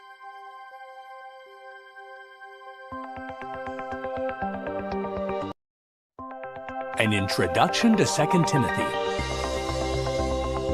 This letter was written by the Apostle Paul in Rome about 65 CE. Emperor Nero had begun persecuting Christians, and Paul was again a prisoner in Rome. During his first imprisonment, he was under house arrest. This time his situation was far more serious. He was not only in chains, but he was also facing imminent death. Paul wrote this warm letter to Timothy to encourage him to stir up like a fire the gift of God that he received, to do his utmost to remain approved by God, and to flee from the improper desires of youth. 2 Timothy has 4 chapters. Paul opens his letter with warm encouragement for Timothy, who may still be in Ephesus. Paul mentions that some brothers in Asia have turned away from him. But he commends Onesiphorus, who courageously searched for Paul to minister to him. In chapter 2, Paul tells Timothy to teach other faithful men the many things he learned from Paul. The apostle urges Timothy to reject foolish and ignorant debates, knowing that they produce fights. Did you know? Paul's second letter to Timothy is the last of 14 books that the apostle was inspired to write over a period of about 15 years. He wrote at least 5 of those books while he was in confinement in Rome, the book of Hebrews being written either shortly before or shortly after his release.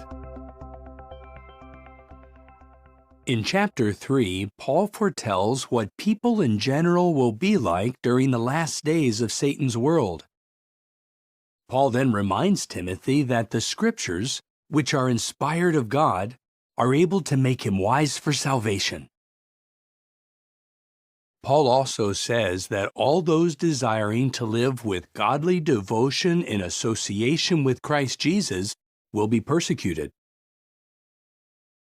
In chapter 4, Paul solemnly charges Timothy to preach the word urgently, because the time is coming when some will reject the truth, preferring to have their ears tickled with false stories. Paul then indicates that his death is near, so he asks Timothy to come to him quickly and to bring Mark along. As you read Paul's second letter to Timothy, note how Paul, despite facing imminent death, was primarily concerned about others, especially his beloved Timothy. How all those desiring to live with godly devotion will be persecuted, and how, like Paul and Timothy, we should fully accomplish our ministry as we keep our focus on God's kingdom. An introduction to the book of Titus. The Apostle Paul's inspired letter to Titus was written about 61 to 64 CE. Paul may have written it in Macedonia sometime after his first imprisonment in Rome. Evidently, after his release, Paul served with Titus in Crete. After the apostle left, Titus remained. Titus had a difficult assignment in Crete. As a whole, the people there had a reputation for dishonesty, laziness, and gluttony. Those bad traits had influenced some in the congregation. So in his letter, Paul asked Titus to correct problems in the congregations in Crete and to appoint qualified men to serve as elders. The letter to Titus has 3 chapters. Chapter 1 sets out the spiritual qualifications for congregation elders. Paul then tells Titus to reprove with severity those who try to mislead their brothers.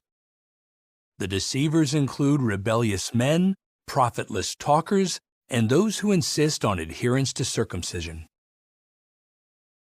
In chapter 2, Paul sets out many of the fine qualities that should be displayed by Christian men and women, including slaves. Paul encourages Titus by telling him to speak and act with full authority, adding, "Do not let anyone look down on you." Did you know? As shown by Titus' record as a Christian overseer, he could be entrusted with delicate and difficult assignments. He was courageous, firm, loving, and evidently a good organizer. Paul was confident that Titus would do a fine job in Crete. In chapter 3, Paul tells Titus to remind the Christians in Crete to obey the secular authorities, to be reasonable, not quarrelsome, and to display mildness toward all. Finally, Paul instructs Titus to avoid foolish arguments and fights over the law of Moses, and to reject anyone who persists in promoting a sect. As you read the letter to Titus, note how Christian overseers should courageously address problems in the congregation, how God's Spirit can draw people from all backgrounds and help them to develop a Christ-like personality, and how the bad traits that characterize Satan's world should be rejected by all subjects of God's kingdom.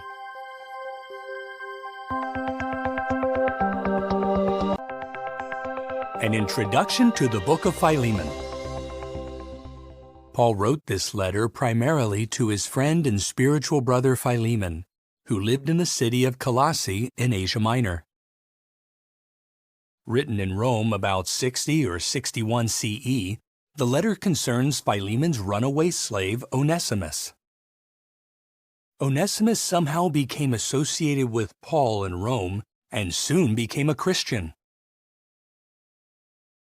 The letter to Philemon has just 25 verses. Paul opens with greetings to Philemon and to the congregation that meets in his house, including Apphia and Archippus.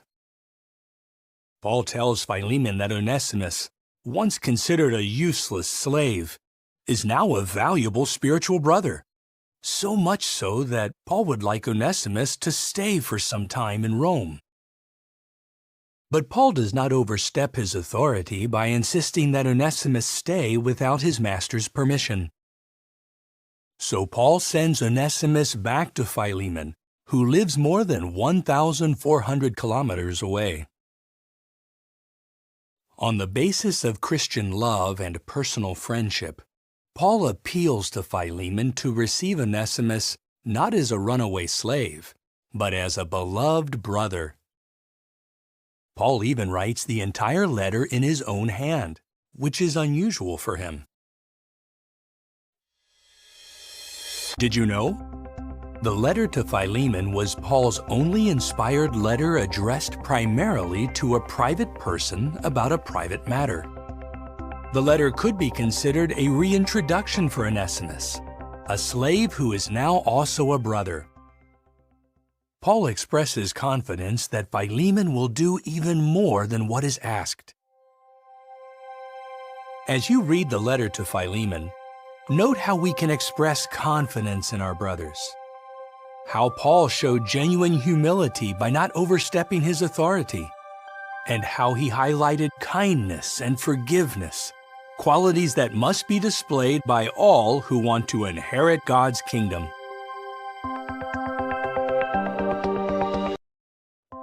An introduction to the book of Hebrews. Paul wrote this letter in about 61 CE, shortly before or after his release from house arrest in Rome. The information in the letter indicates that it was intended for Hebrew Christians living in Judea. Many had been Christians for years, yet spiritually speaking, some of these had gone back to needing milk, not solid food. This put their faith at risk, because it was under attack by the Jewish religious leaders and their supporters.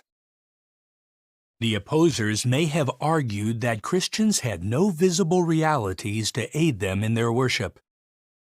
The Jews, however, had a magnificent temple, a priesthood, animal sacrifices, the law of Moses, and a history dating back to Abraham.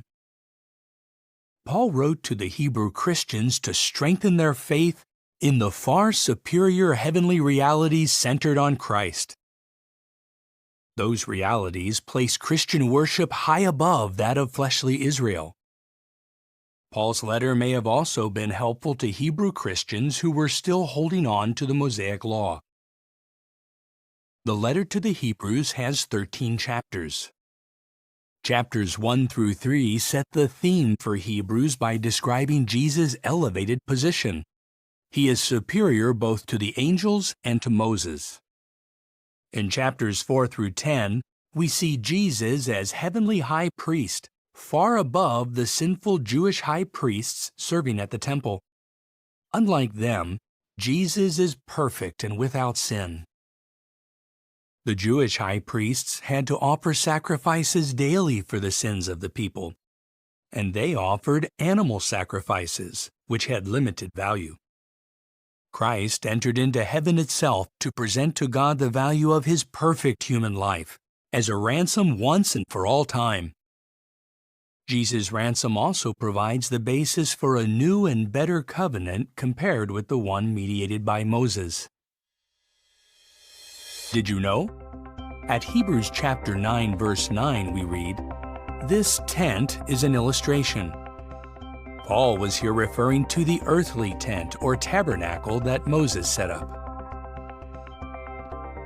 Worship centered on that tent and its animal sacrifices could not provide complete forgiveness of sins. The far greater tent not made with hands, which is the arrangement for worshiping Jehovah on the basis of Christ's ransom sacrifice, provides all we need to have a personal and everlasting relationship with God. In chapter 10, we read that Christ's followers should meet together regularly to encourage one another, and all the more so as the end draws near. Chapter 11 focuses on faith, giving many examples of pre-Christian men and women who by faith were made powerful in word and deed. In chapter 12, we read that these courageous men and women make up a great cloud of witnesses. The apostle then points to the greatest witness of all, Jesus Christ, who is the chief agent and perfecter of our faith. Christ-like faith must, of course, be reflected in holy conduct. So Paul's final exhortations in chapter 13 include the words, "Let your brotherly love continue. Let marriage be honorable among all, and be obedient to those who are taking the lead among you." As you read the book of Hebrews, note how Paul beautifully shows the superior nature of Christian worship, how we can continue to perfect our faith as we await the end of Satan's world, and how Jesus, our heavenly high priest and the King of God's kingdom, is used by God to eliminate sin and death forever.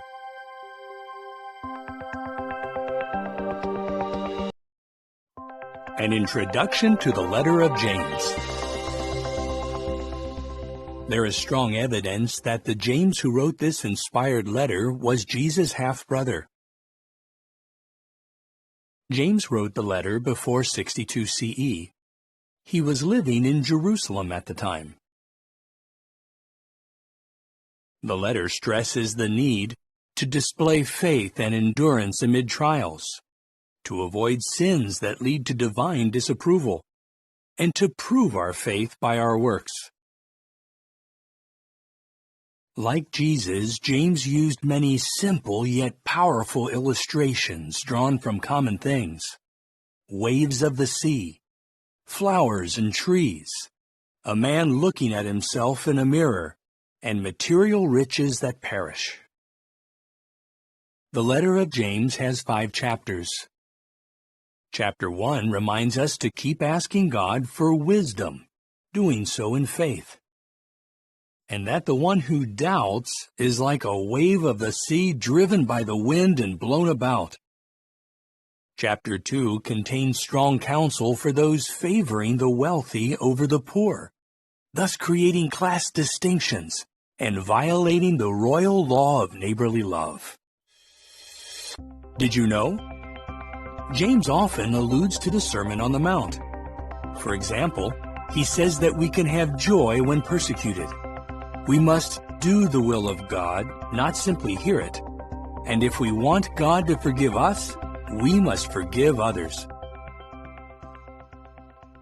In chapter 3, James uses a variety of comparisons to illustrate our need to control our tongue. Especially is this true of teachers of God's Word.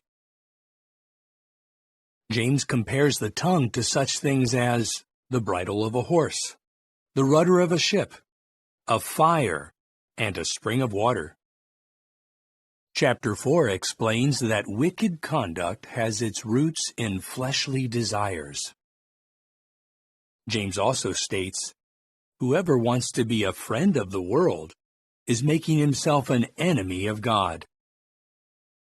On the other hand, when we oppose the devil and draw close to God, he will draw close to us. Chapter 5 tells us that the rich and powerful who oppress others will have to answer to Jehovah. James also highlights the importance of patience. Just as a farmer patiently waits for rain, we must patiently wait for God to fulfill His promises in connection with Christ. In the meantime, anyone who becomes spiritually sick should seek help from the congregation elders. The elders' loving use of God's Word and their prayers of faith can help a sick one to become well. As you read the letter of James, note how we should never blame Jehovah for our trials, how we should take great care to control our tongue, and how we should be patient as we await God's kingdom.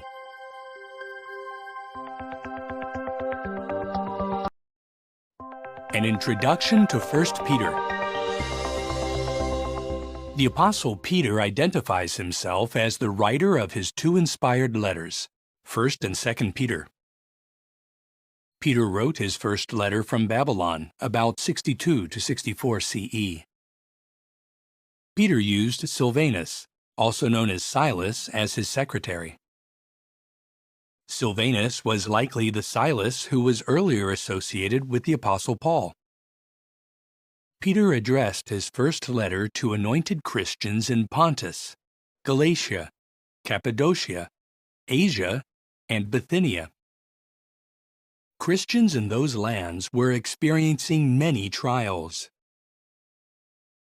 1 Peter has 5 chapters. In chapter 1, Peter reminds his anointed brothers of their new birth to a living hope based on the resurrection of Jesus Christ. By remaining faithful, they will gain the reward of the unfading inheritance reserved for them in heaven. So they need to brace up their minds for spiritual activity and guard against fleshly desires. In chapter 2, the apostle calls Jesus' anointed followers a holy nation and a royal priesthood that shares things with others. In chapter 3, we read that wives should be in loving subjection to their husbands, just as Sarah was to Abraham. Husbands, in turn, should show honor to their wives. Did you know? In his first letter, Peter quotes from at least 6 Bible books: Genesis, Exodus, Leviticus, Psalms, Proverbs, and Isaiah. By quoting God's Word, Peter imitated Jesus and set a fine example for us. In chapter 4, the apostle emphasizes the need to live for God's will in imitation of Christ, even if this means suffering fiery trials. He also says that we should be vigilant with a view to prayers. In chapter 5, Peter appeals to his fellow elders to be selfless and humble shepherds of God's flock. He then encourages all to throw all their anxieties on God because He cares for them. As you read 1 Peter, note how we should brace up our minds for activity, how husbands and wives should treat each other, and how we should be willing to endure trials as we wait for God's kingdom to come.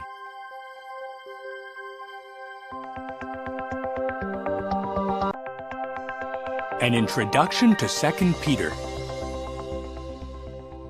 The Apostle Peter identifies himself as the writer of his 2 inspired letters, 1 and 2 Peter.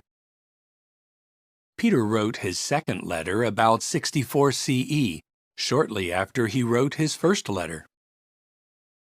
At the time, he may still have been in Babylon or its vicinity. Peter's second letter encourages anointed Christians to make their heavenly calling sure, to guard against false teachers, and to pay attention to the prophetic word. 2 Peter contains 3 chapters. Chapter 1 discusses Christ's transfiguration, which gave Peter, James, and John a preview of Christ's glory and kingdom power. The transfiguration made the prophetic word more sure, so Christ's followers should pay attention to it as to a lamp shining in a dark place. In chapter 2, Peter warns us that false teachers would arise and bring in destructive sects.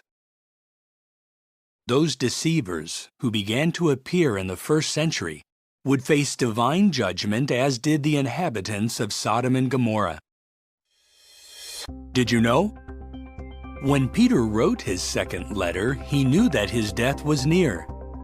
But instead of being overly concerned about himself, he continued to obey Jesus' loving command, "Feed my little sheep." Chapter 3 points forward to Christ's presence and kingdom power.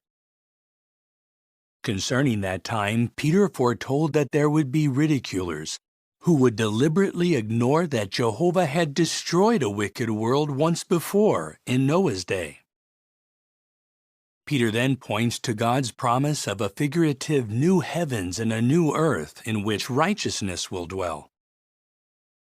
In the meantime, God's people should stick to the holy writings and engage in deeds of godly devotion. As you read 2 Peter, note how Christ's transfiguration can strengthen our faith in Bible prophecy, how we need to be on guard against false teachers, and how we must patiently await the new heavens, God's kingdom government, which will rule over a new earthly society of God-fearing humans. An introduction to 1 John. 1 John is the longest of the Apostle John's 3 inspired letters. John was likely in or near Ephesus when he wrote his letters in about 98 CE. He also wrote his gospel account at about the same time. John did not address his first letter to any individual, but wrote it as a general letter to all Christians. His purpose was to strengthen the faith of fellow Christians in the truths that God had revealed to the Christian congregation. The letter addresses 3 main themes: the Antichrist, sin, and love. 1 John contains 5 chapters. In chapter 1, John tells us that God is light and that Christians must walk in the light. To walk in the light, we need to recognize that we are sinners and need forgiveness based on Christ's propitiatory sacrifice. Chapter 2 warns us about antichrists. Among other things, they claim that Jesus was not the Christ and that the Son of God had not come in the flesh. Did you know? More than 3 decades earlier, it was foretold that false teachers would bring in destructive sects and try to draw away the disciples after themselves. John's writings show that this apostasy was well underway. In chapter 3, John contrasts the children of God with the children of the devil. The children of God love one another. The children of the devil, like Cain, hate their brother. The theme of love continues in chapter 4. Here, John reminds us that we cannot rightly profess to love God if we do not love our fellow Christians. In the final chapter we read, "This is what the love of God means, that we observe His commandments." Also, John assures us that God hears all our prayerful requests when these harmonize with His will. As you read 1 John, note how we must reject apostates, how we can guard against the practice of sin, and how we should cultivate love for our fellow subjects of God's kingdom.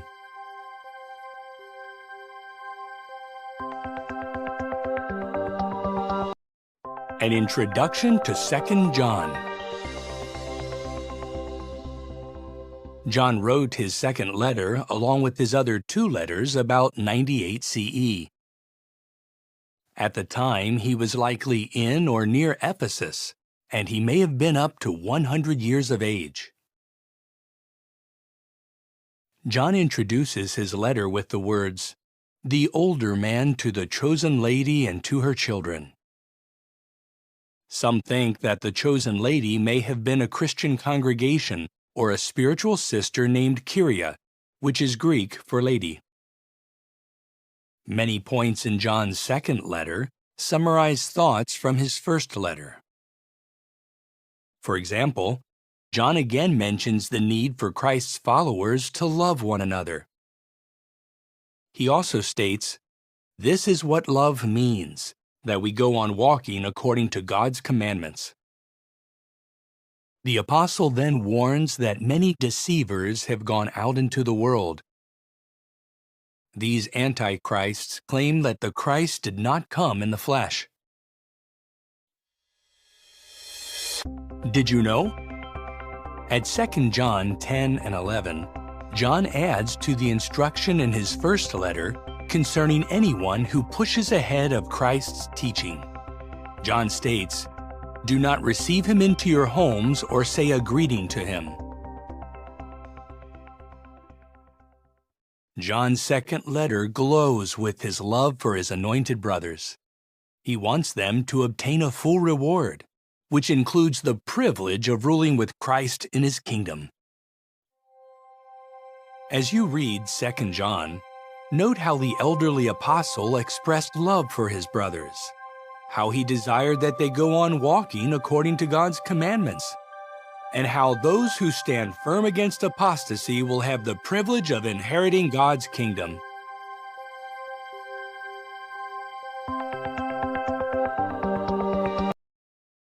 An introduction to 3 John.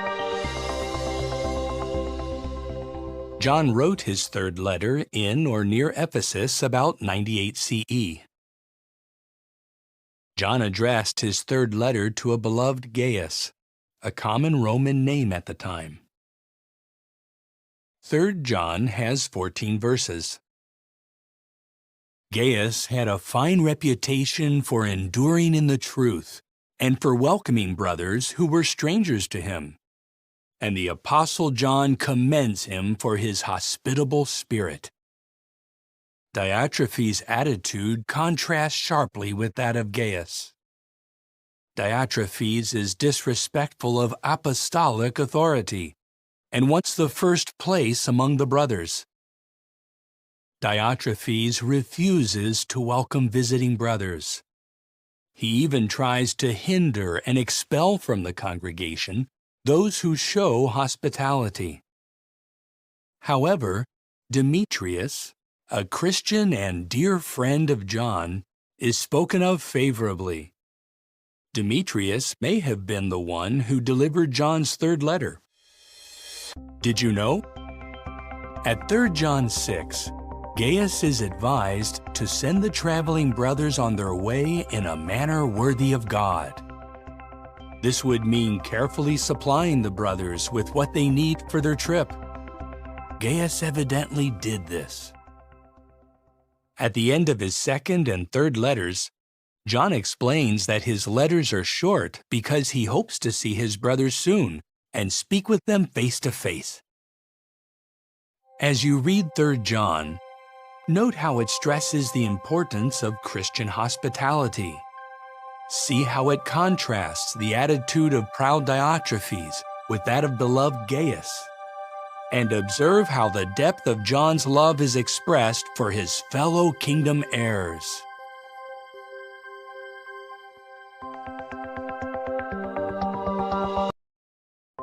An introduction to the book of Jude. The Jude or Judas who wrote this inspired letter was evidently the same Judas named as a half-brother of Jesus Christ. Jude wrote his letter about 65 CE, likely from his Jewish homeland. At the time, a threatening situation had developed.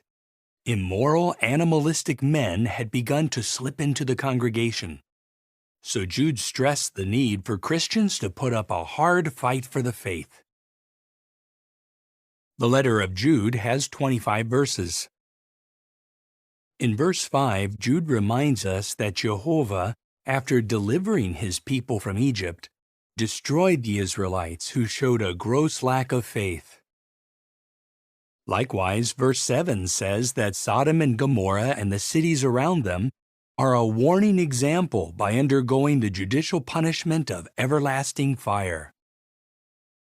Using powerful metaphors, verses 12 and 13 describe the wicked intruders who enter into the Christian congregation as rocks hidden below water, as waterless clouds carried here and there by the wind, as fruitless trees that have been uprooted, and as wild waves of the sea that cast up the foam. Did you know? Jude's letter has information not found elsewhere in the Bible. Jude alone mentions the Archangel Michael's dispute with the devil over Moses' body. And only Jude mentions Enoch's prophecy that God, using myriads of angels, would execute judgment against the wicked.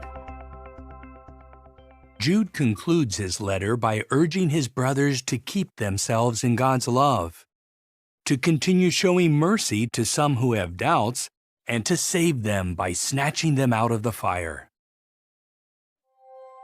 As you read Jude's letter, note his many references to examples of God's judgments. Meditate on his vivid illustrations, and observe how concerned he was about the purity and spirituality of those who hope to inherit God's kingdom.